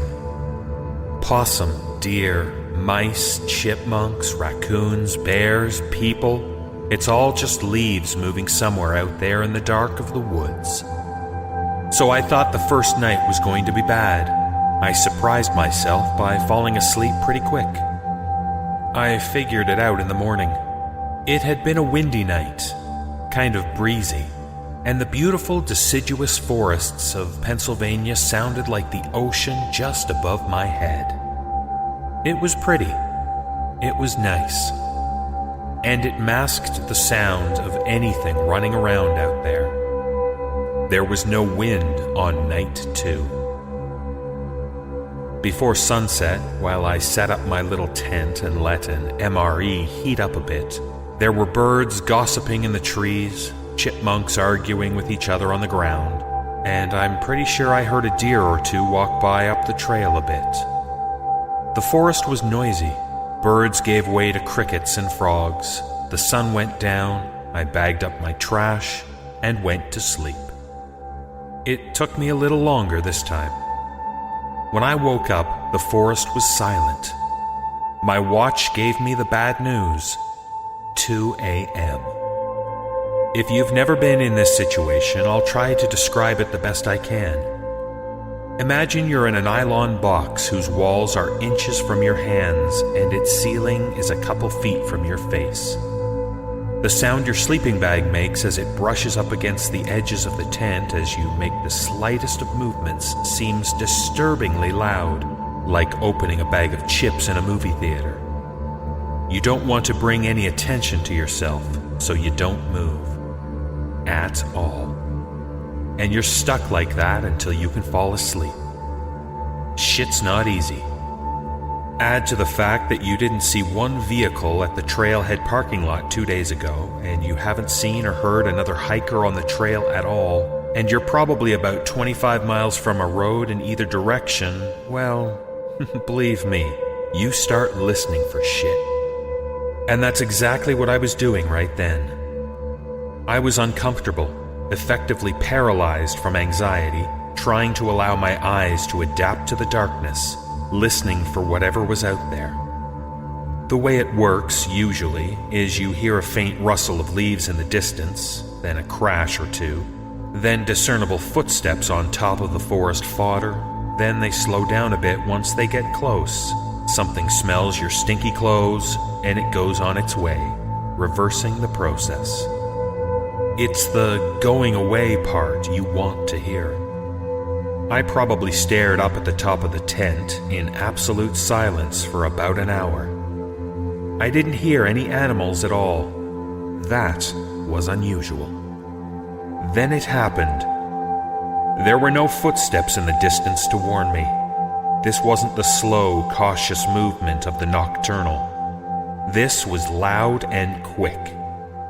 I heard a nylon line slide against a tree and the crash of my backpack that had been hanging above the campsite out of reach. I heard fast, light footsteps walk up to the bag and unzip the main compartment. I heard the contents of the backpack get dumped onto the ground a couple feet to my left, between the tent and the extinguished fire pit. Then I heard nothing. No, I take that back. The one thing I could hear was the sound of my own goddamn heart beating way too fast, betraying my panic to whatever was out there. Of course, nothing could have heard my heartbeat now that I think of it, but I was using rationality for other purposes at the time. At that moment, there were only a few things I knew for sure. First, it wasn't a bear or a raccoon. The footsteps didn't match up and it didn't struggle with the zipper. It sounded like a person. Second, either they had been near the campsite the entire time I was setting up, or they managed to sneak closer silently. Either way terrified me for different reasons. Last and most important, they were still here. And they weren't moving either. Reaching for my flashlight and unzipping the tent wasn't an option. I felt way too vulnerable. My sleeping bag wasn't made for quick movements. I didn't have a weapon. I didn't even have a knife worth a damn, nor do I know how to use one. Even if I did, I wasn't about to go out there. It's not like the tent provided any protection from anything, but it didn't matter. I wasn't going out there. So I just waited. I would wait it out. They would go away. Sooner or later I would hear footsteps and they'd leave. I didn't hear anything. I have no idea how long it was after the crash. I was so scared. It could have been a couple of minutes. It could have been an hour. I don't know. The long silence was unbearable, but eventually I gave in, accepting whatever was to come, to get it done and over with. At least, in my own passive way, I still wasn't going out there. I peeked my mouth from the sleeping bag into the cold air. "Hello?" I asked, immediately regretting it. Silence. "Hello," she replied, alarmingly close to my tent. My skin flashed cold. There was a person outside my tent in the middle of nowhere in the middle of the night. There was a person outside my goddamn tent in the middle of fucking nowhere in the middle of the goddamn night. What the fuck? What the holy fuck do I do now? I wasn't expecting a response, but I heard a response, clear as day. This wasn't in my head. Somebody was out there. "Can I help you?" I think I asked. Maybe she was another hiker and just wanted to camp near somebody else for security or whatever. Panic came in waves, terrifying, then logical explanation, and right back again. Nothing, no reply, uncomfortable silence. The just a hiker theory emboldened me enough to grab the flashlight, sit up in my sleeping bag, and shine the light out the window of the tent. This was a bad idea. There wasn't a goddamn thing out there, just my backpack and all my shit scattered in the fodder of the forest floor. The food and trash was in that bag. I'd have to restring it to the tree or animals would end this trip in a few minutes of scrounging. But I wasn't about to go out there yet. "Hello?" I asked again. Nothing. A new problem emerged. Now that it was on, I couldn't bring myself to shut off the flashlight. So I sat there holding the flashlight, waiting to hear something, anything, for hours. Eventually, the sun rose and I stepped outside and immediately peed on the closest tree. I didn't even slip on my shoes. I'd had to go since that second hello. I had sat in my own torture the whole goddamn night because I was too afraid to leave the tent. No breakfast. I packed my things back into my bag as fast as I could, thanked the maker of compression sacks as I stuffed my tent and sleeping bag together, put on my shoes, and found the trail. I was fucked. 25 miles in 2 days was okay for me, by myself, but I had planned on doing better. At this rate, I wouldn't meet up with my friends that night like I had wanted, unless I war marched 20-some miles up and down some pretty impressive mountains all day, without stopping, and well into the night. And if I did that, there was no guarantee I would be able to find their campsite in the dark.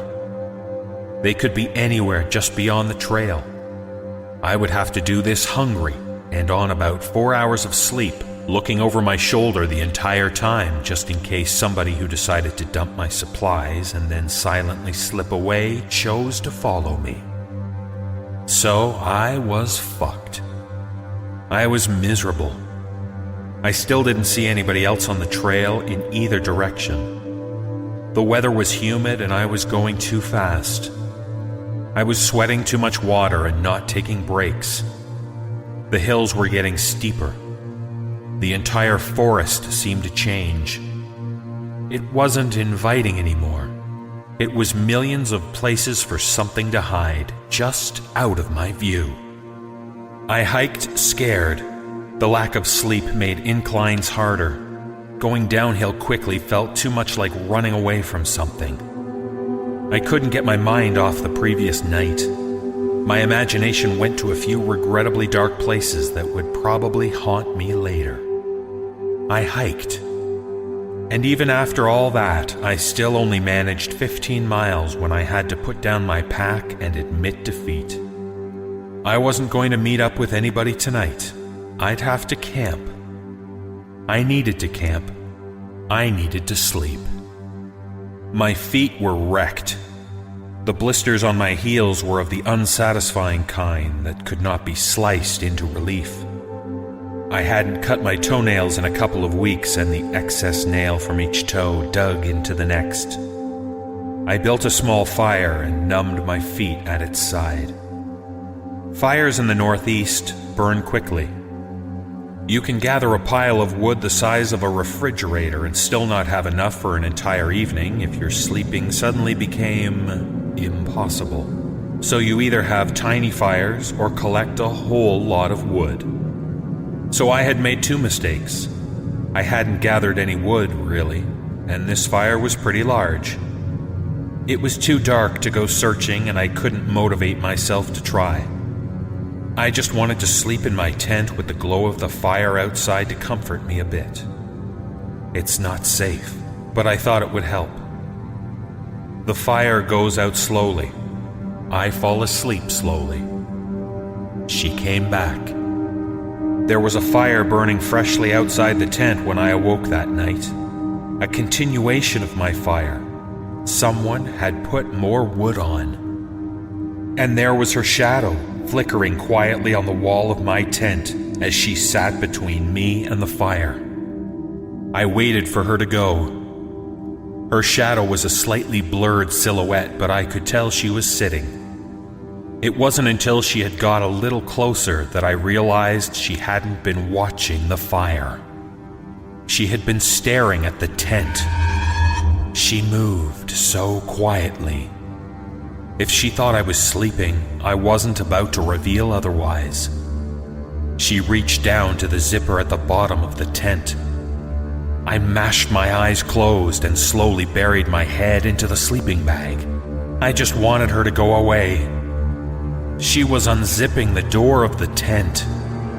I felt the flap of the door rest on top of the sleeping bag. I could hear the campfire outside. I could feel her arms slide against the far wall of the tent and land on the floor, holding the weight of her body over me. She was staring down at me. I could feel her there, just inches away. She whispered. I couldn't open my eyes. I couldn't move. I didn't dare move. I couldn't respond. I didn't know what this was. Whoever was holding themselves above me wasn't moving. She was unnaturally still. I moved my arm just slightly inside the sleeping bag, then my leg. I felt only the tent. I opened my eyes. There was nothing. Nothing was inside the tent with me. A few mosquitoes found themselves trapped at the top of the ceiling. The door was still open.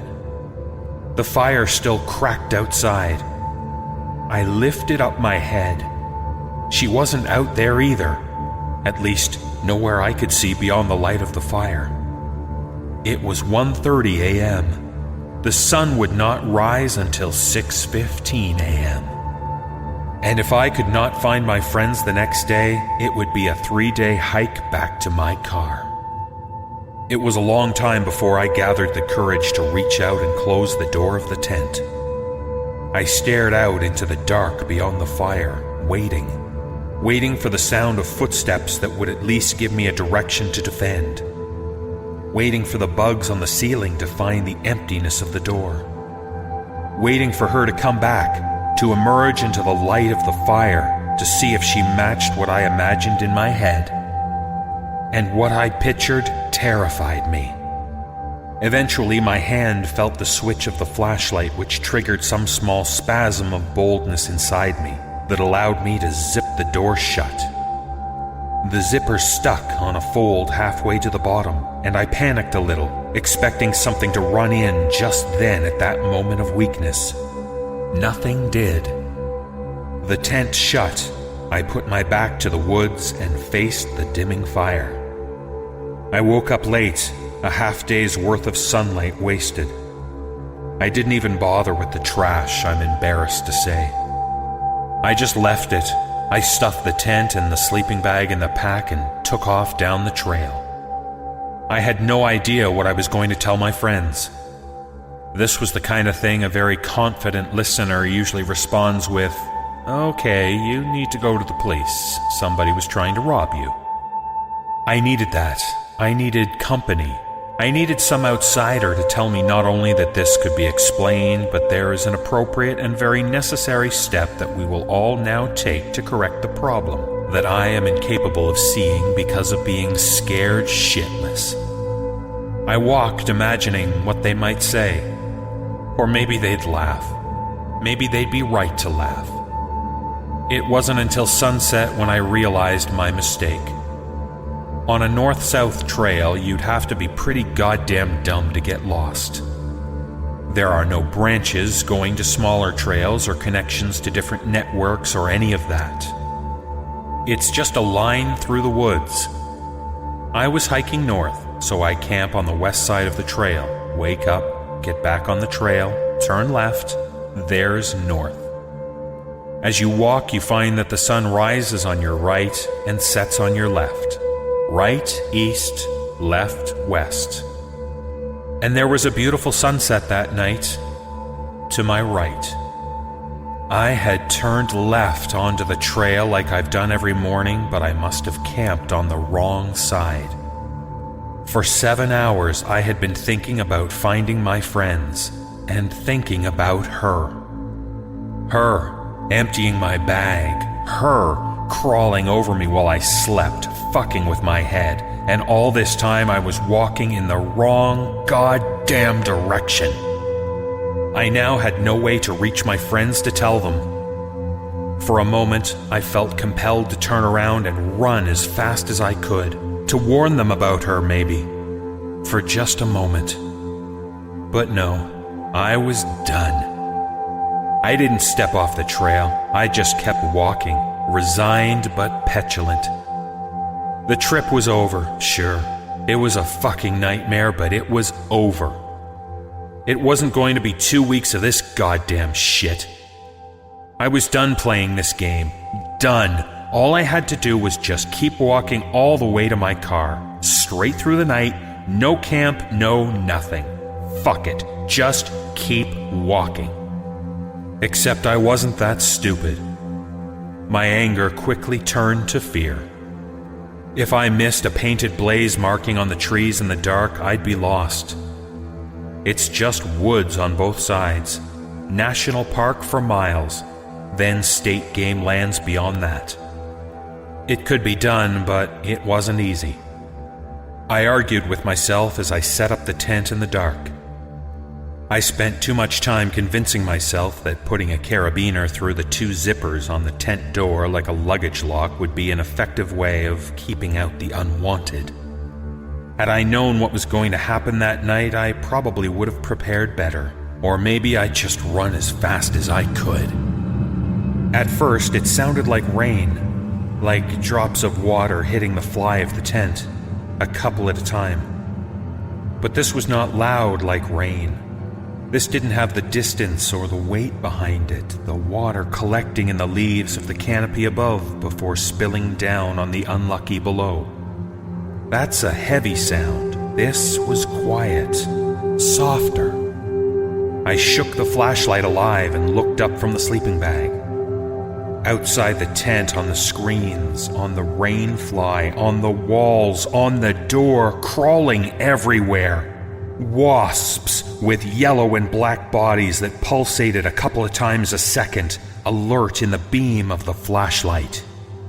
The flashlight flickered off. I heard something fly uncomfortably close to my ear. Something inside the tent. I jumped my arm up from inside the sleeping bag. The wasps outside grew louder, agitated. I shook the flashlight to keep it on. I looked for holes in the tent or gaps in the zippers. The carabiner was still secure in the door zippers. As I pushed in the arm to let it free, the wall of the tent moved, angering the nest outside. I unzipped the door as carefully as I could, trying to hold the shape of the fabric with my body to keep it from falling inside, along with everything crawling on it. I noticed a handful crawling inside of the mesh of the ceiling before one made a go at my face. It landed just under my eye and stung my hand as I swatted it away. The tent shifted, the door fell open, the wasps fell inside. They were on my back, between the folds of my shirt. I couldn't reach them. I rolled on the ground. They bit me in reprisal. I took off my shirt and waved it uselessly in the air, slapping them away from my back. The buzzing stopped. It just stopped. I tried to look back to the tent, but I didn't know which direction to look. The canopy opens up over the trail, but in the woods, I can't see. I dropped to the ground and felt around for the flashlight. Something moved in the distance. I froze. Footsteps. I heard footsteps to my right. They stop. Silence. Hello? She couldn't be more than 40 feet away. My fingers scan the leaves and moss and dirt for the flashlight. My knees are on rock. The footsteps are steady. She is walking straight for me. She doesn't need light. My hands touch metal. I flick the flashlight on and point it in her direction. The leaves of the saplings cast huge shadows behind them. I see her moving. The flashlight flickers. I am shaking. The light is shaking. I see her hair. She is only beyond the second layer of trees in front of me. I am stumbling backwards, trying to keep the light that way. The light trips with me and catches her eyes. Her eyes reflect the light back, like a dog's. The flashlight dies. I hold it anyway. I am crawling backwards. She's here. I feel her nails on my face. Her skin is cold. She is silent. I run. Behind me, she is screaming. About halfway there, when I climbed my way up a hill to a ridge and looked down on the valley and didn't see the parking lot yet, just miles and miles of trail, honestly, I broke down. I cried openly. I didn't have shoes. My back hurt, my hand was swollen, and I thought she was hunting me. How do you deal with that? I lost it. The worst night of my life wasn't the night I saw her. It was the night after, when I was sure she was just behind me as I walked. I didn't turn around. I just cried and walked through the dark. I knew if I turned, I would see, well, that again. There wasn't much more I can tell you about that night. I was a wreck. I was terrified all the way back, but I have to say I'm happy I didn't run into any other hikers right then. I can only imagine what I must have looked like, how I must have sounded. When I was in my car, driving back home, I didn't even look in the back seat. I was so fucking scared. Even in my own fucking bed in my apartment nowadays, sometimes. I want to tell you that I figured it out. I can't. I have no goddamn idea. My friends didn't see her. They hiked south when I didn't show up. They found my note in the trail register and walked it all the way to Ohiopyle without any problems at all. But I am not the only one who has experienced this shit. Seven Springs, Normalville, Mill Run, Ohiopyle, and Confluence to as far north as Laurel Mountain and New Florence. And not just hikers. People have seen her, so at least I'm not crazy. I haven't been back. I won't go back there.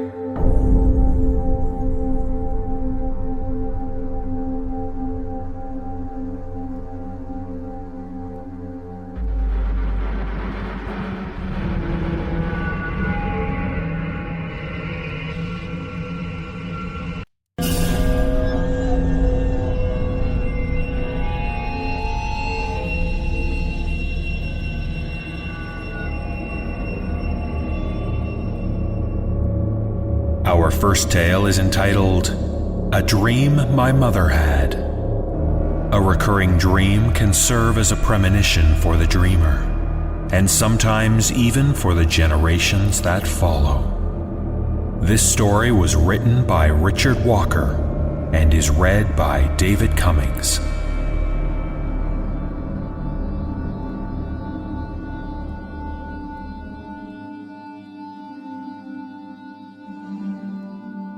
I remember my mother telling me about a dream she used to have as a child.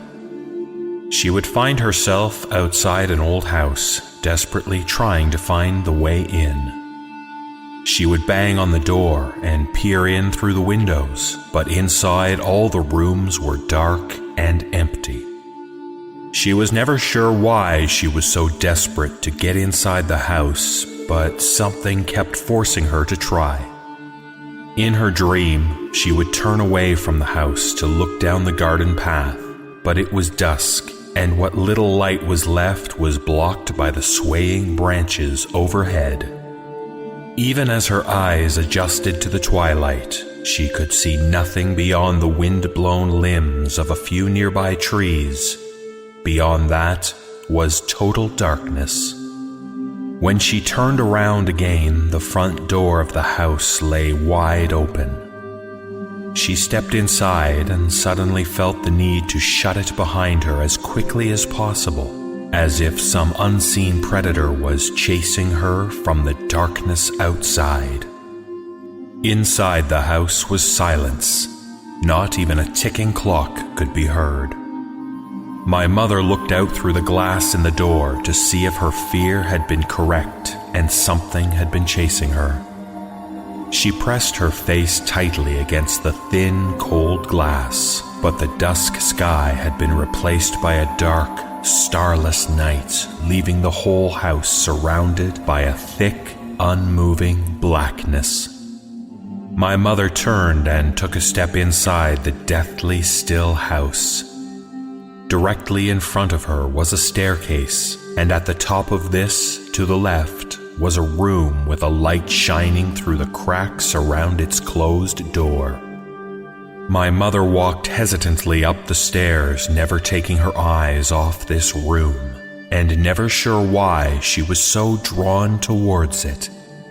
She got to the top of the stairs and stood facing the lit room.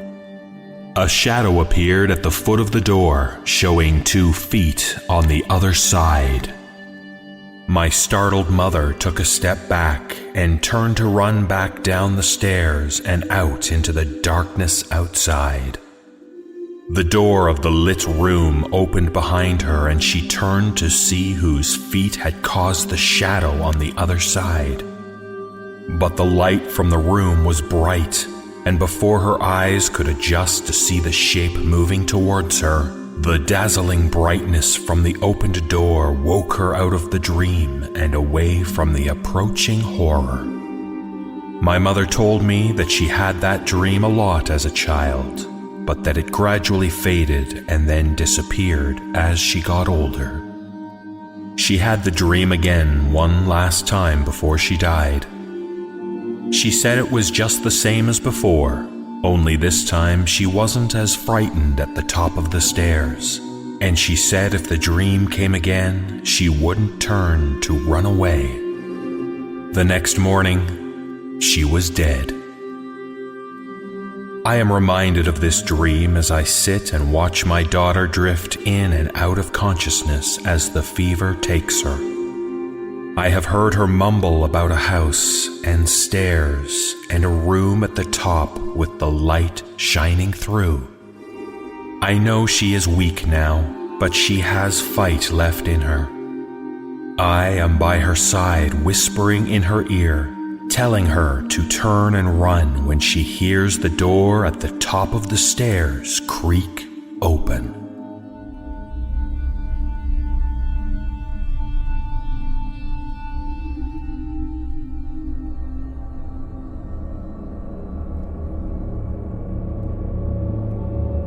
Our second tale is entitled, My Best Friend's Grandmother. The warmth of a grandmother's home is a welcome respite for young children, and can prove to be a difficult place to leave behind.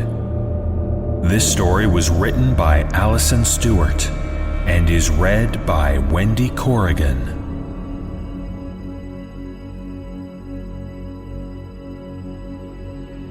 When I was in elementary school, back in the mid-'80s, I lived on the same street as my best friend's grandmother.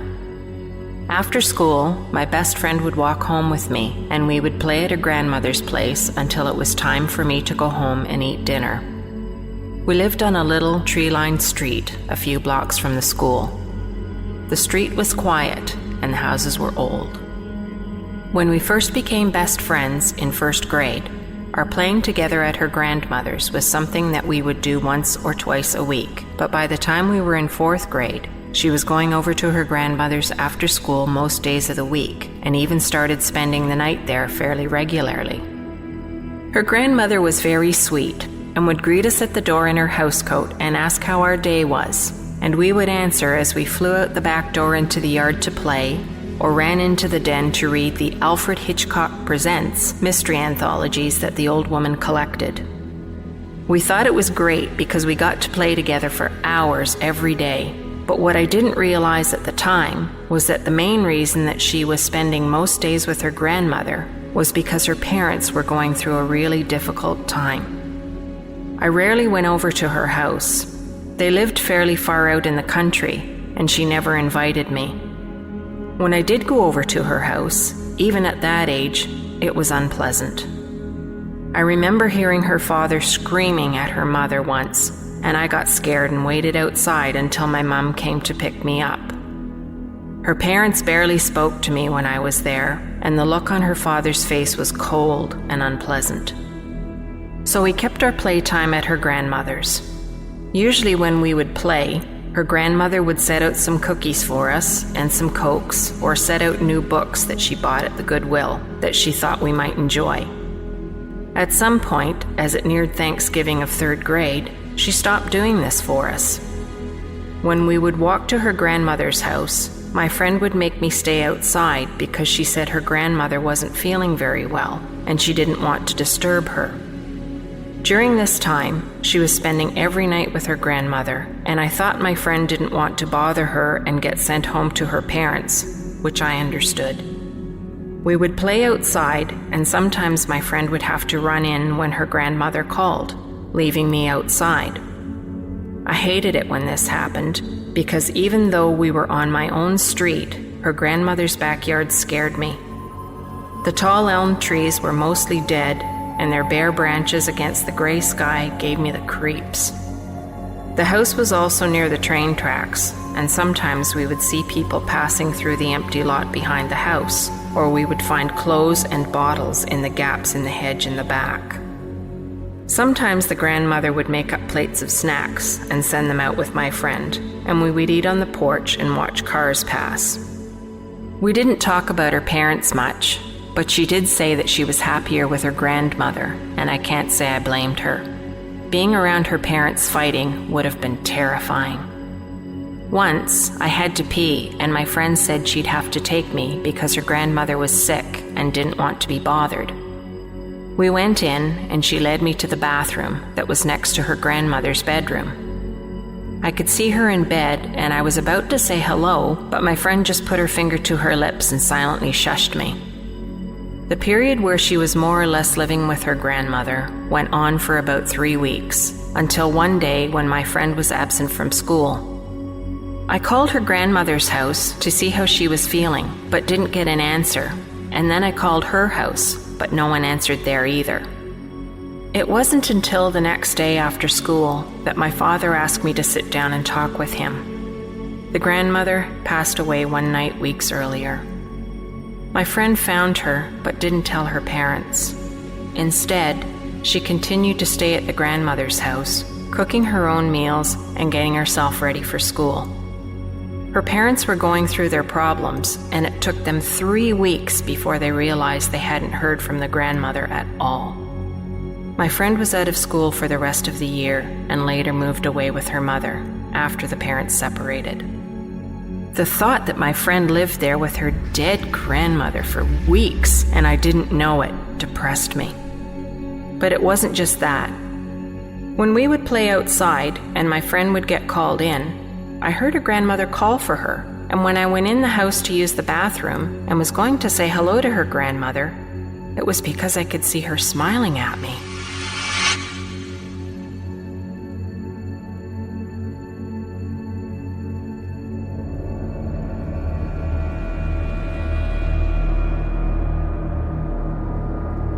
Our third tale is entitled Precious Machine. Delving into the depths of the human psyche can be a treacherous task, especially if inspired by sinister motives. This story was written by Al Bruno III and is read by David Cummings and Wendy Corrigan.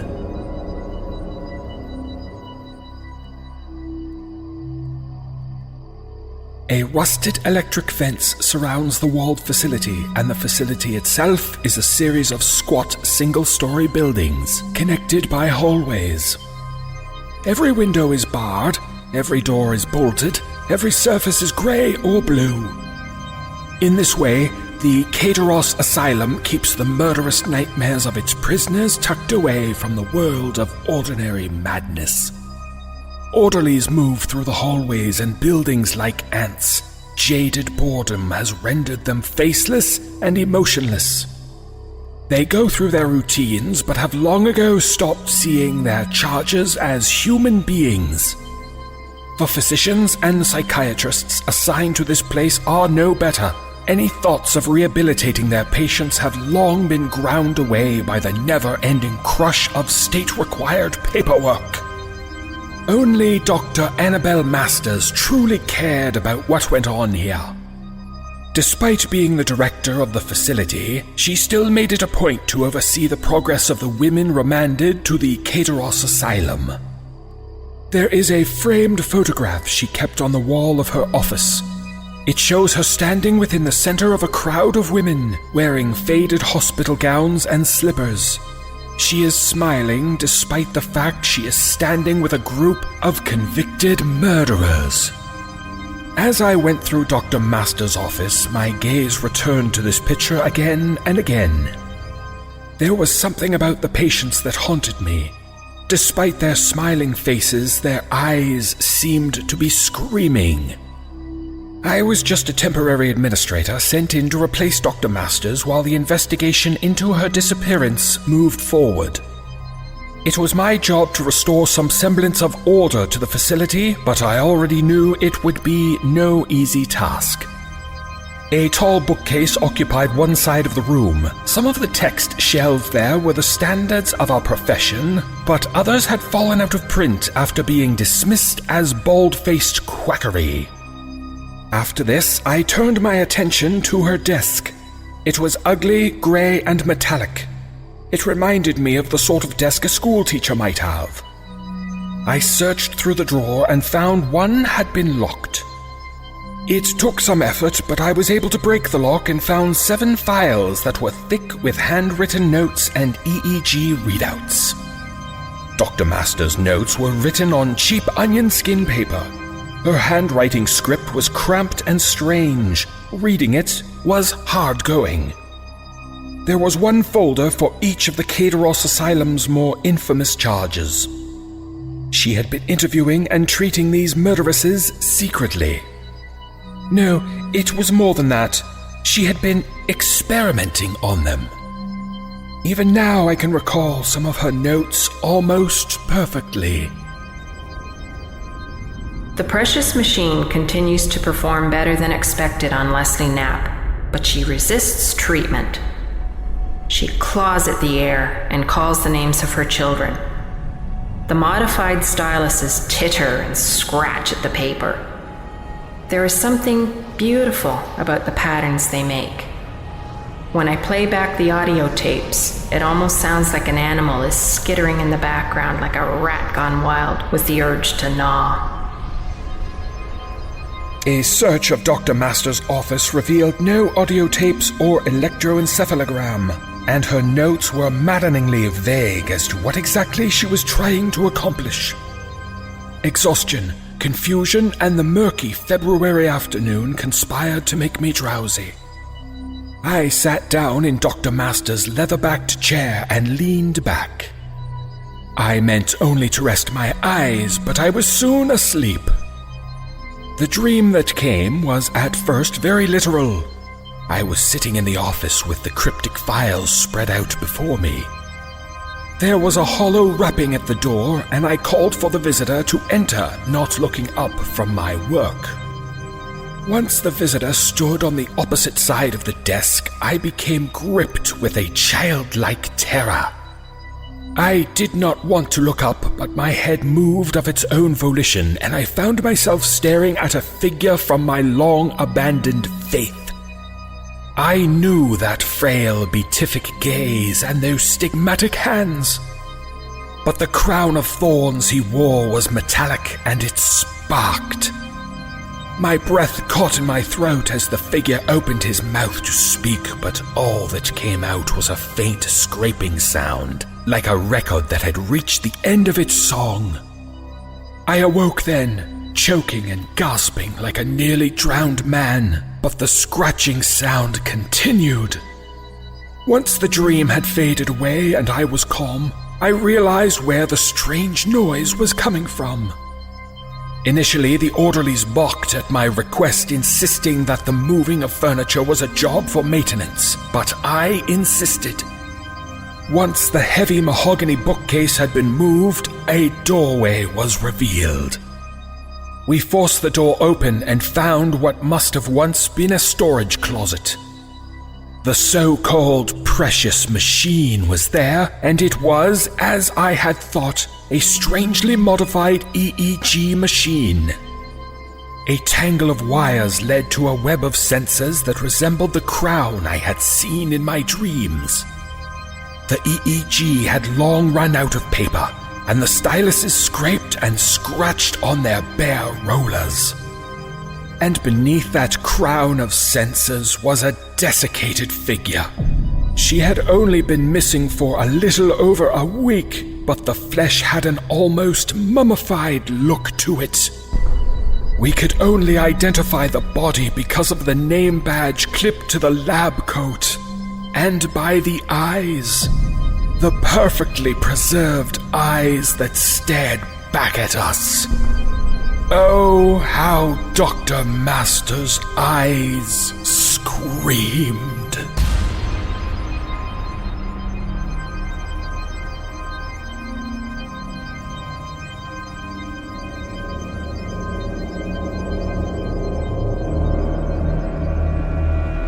Our final tale is entitled Balloons. School children can learn so much about life during their early years, but sometimes the lessons can come at the cost of their innocence. This story was written by D.K. Auerbach and is read by Sammy Raynor.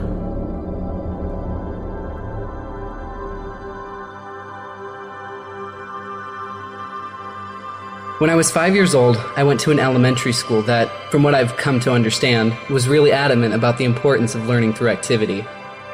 It was part of a new program designed to allow children to rise at their own pace, and to facilitate this, the school encouraged teachers to come up with really inventive lesson plans. Each teacher was given the latitude to create his or her own themes which would run for the duration of the grade, and all the lessons in math, reading, etc. would be designed in the spirit of the theme. These themes were called groups. There was a space group, a sea group, an earth group, and the group I was in, community. In kindergarten in this country, you don't learn much except how to tie your shoes and how to share, so most of it isn't very memorable. I only remember two things very clearly. I was the best at writing my name the right way, and the balloon project, which was really the hallmark of the community group, since it was a pretty clever way to show how a community functioned at a really basic level. You've probably heard of this activity. On one Friday, I remember it being Friday because I was excited about the project and it being the end of the week, toward the beginning of the year. We walked into the classroom in the morning and saw that there was a fully inflated balloon tied off with string taped to each of our desks. Sitting on each of our desks was a marker, a pen, a piece of paper, and an envelope. The project was to write a note on the paper, put it in the envelope, and attach it to the balloon, which we could draw a picture on if we wanted. Most of the kids started fighting over the balloons because they wanted different colors, but I started on my note, which I had thought a lot about. All of the notes had to follow a loose structure, but we were allowed to be creative within those boundaries. My note was something like this. Hi, you found my balloon. My name is blank, and I attend blank elementary school. You can keep the balloon, but I hope you write me back. I like Mighty Max, exploring, building forts, swimming, and friends. What do you like? Write me back soon. Here's $1 for the mail. On the dollar, I wrote, 4 stamps right across the front, which my mom said was unnecessary, but I thought it was genius, so I did it. The teacher took a Polaroid of each of us with our balloons and had us put them in the envelope along with our letter. They also included another letter that I assume explained the nature of the project and sincere appreciation for anyone's participation in writing back and sending photos of their city or neighborhood. That was the whole idea, to build a sense of community without having to leave the school and to establish safe contact with other people. It seemed like such a fun idea. Over the next couple of weeks, the letters started to roll in. Most came with pictures of different landmarks, and each time a letter would come in, the teacher would pin the picture on a big wall map we had put up showing where the letter had come from and how far the balloon had traveled.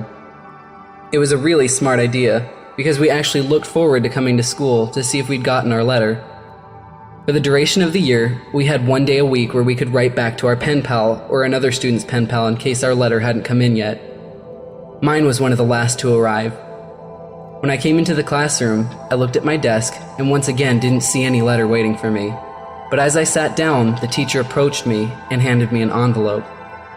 I must have looked so excited because as I was about to open it, she put her hand on mine to stop me and said, "Please, don't be too upset." I didn't understand what she meant. Why would I be upset now that my letter had come? Initially, I was mystified that she would even know what was in the envelope, but now I realized that of course the teachers had screened the contents to make sure there was nothing obscene. But all the same, how could I be disappointed? When I opened the envelope, I understood. There was no letter. The only thing in the envelope was a Polaroid, but I couldn't really make out what it was. It looked like a patch of desert, but it was too blurry to decipher. It appeared as if the camera had been moved while the picture was being taken. There was no return address, so I couldn't even write back if I wanted to. I was crushed. The school year pressed on, and the letters had stopped coming for nearly all of the other students. After all, you can only continue a written correspondence with a kindergartner for so long. Everyone, including myself, had lost interest in the letters almost completely. Then, I got another envelope. My excitement was rejuvenated, and I reveled in the fact that I was still getting a letter when most of the other pen pals had abandoned their involvement. It made sense that I received another delivery. There had been nothing but a blurry picture in the first one, so this was probably to make up for that. But again, there was no letter at all, just another picture. This one was more distinguishable, but I still didn't understand it. The photo was angled way up, catching the top corner of a building, and the rest of the image was distorted by a lens flare from the sun. Because the balloons didn't travel very far, and because they were all launched on the same day, the board became a bit cluttered, and so the policy for the students still exchanging letters became that they could take the photographs home. My best friend Josh had the second highest number of pictures taken home by the end of the year. His pen pal was really cooperative and sent him pictures from all around the neighborhood of city. Josh took home, I think, 4 pictures. I took home nearly 50. The envelopes were all opened by the teacher, but after a while I stopped even looking at the pictures. However, I saved them in one of my drawers that housed my collections of rocks, baseball cards, comic book cards, and a little miniature baseball batting helmets that I get out of vending machines at Winn-Dixie after t-ball games. With the school year over, my attention turned to other things. My mom had gotten me a small snow cone machine for Christmas that year, and Josh had really coveted it. So much that his parents bought him a slightly nicer one for his birthday, which was toward the end of the school year. That summer, we had the idea that we would set up a snow cone stand to make money. We thought we'd make a fortune selling snow cones at $1. Josh lived in a different neighborhood, but we eventually decided that my neighborhood would be better because there were a lot of people who cared for their lawns. The yards in my neighborhood were slightly bigger. We did this for 5 weekends in a row until my mom told us that we had to stop, and I've only recently come to understand why she did that. On the 5th weekend, Josh and I were counting our money. Because we both had a machine, we each had a separate stack of money that we put together into one stack, and we then split it evenly. We had made a total of $16 that day, and as Josh paid out my 5th dollar, a feeling of profound surprise consumed me. The dollar said, "For stamps." Josh noticed my shock and asked if he had miscounted. I told him about the dollar, and he said, "That's so cool, man."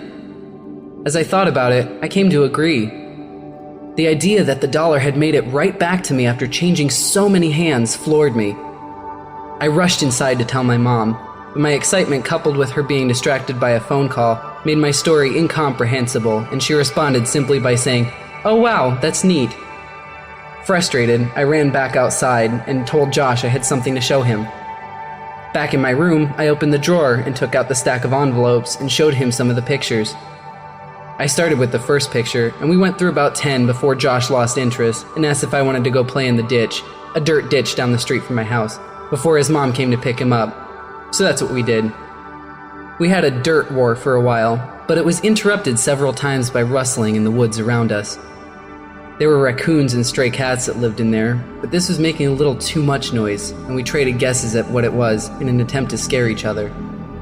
My last guess was that it was a mummy, but in the end, Josh kept insisting that it was a robot because of the sounds that we heard. Before we left, he got a little serious and looked me right in the eyes and said, "You heard it, didn't you? It sounded like a robot. You heard it too, right?" I had heard it, and since it sounded mechanical, I agreed that it probably was a robot. It's only now that I understand what we heard. When we got back, Josh's mom was waiting for him at the kitchen table with my mom. Josh told his mom about the robot, our moms laughed, and Josh went home. My mom and I ate dinner, and then I went to bed. I didn't stay in bed for long because I crept out and decided that, due to the day's events, I would revisit the envelopes since now the whole affair seemed much more interesting. I took the first envelope and set it on the floor and set the blurry desert Polaroid on top.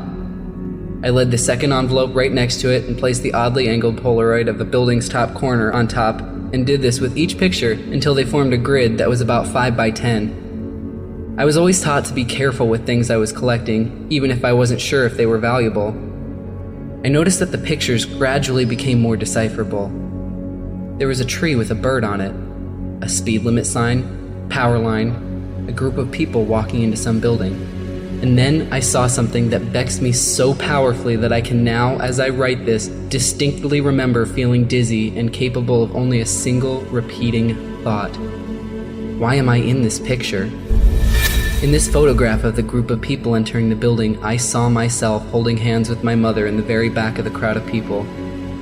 We were at the very edge of the photo, but it was undeniably us. And as my eyes swam over the sea of Polaroids, I became increasingly anxious. It was a really odd feeling. It wasn't fear. It was the feeling you get when you're in trouble. I'm not sure why I was flooded with that feeling, but there I sat, floundering in the distinct sense that I had done something wrong. And this feeling only intensified as I looked on at the rest of the photos after the one that had so powerfully struck me. I was in every photo. None of them were close shots. None of them were only of me. But I was in every single one of them. Off to the side, in the back, bottom of the frame. Some of them only had the tiniest part of my face captured at the very edge of the photo, but nevertheless, I was there. I was always there. I didn't know what to do. Your mind works in funny ways as a kid. There was a large part of me that was afraid of getting in trouble simply for still being up. Since I already had the looming feeling of having done something wrong, I decided that I would wait until tomorrow.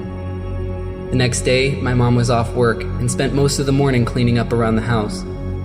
I watched cartoons, I imagine, and waited until I thought it was a good time to show her the Polaroids. When she went out to get the mail, I grabbed a couple of the pictures and put them on the table in front of me as I sat waiting for her to come back in.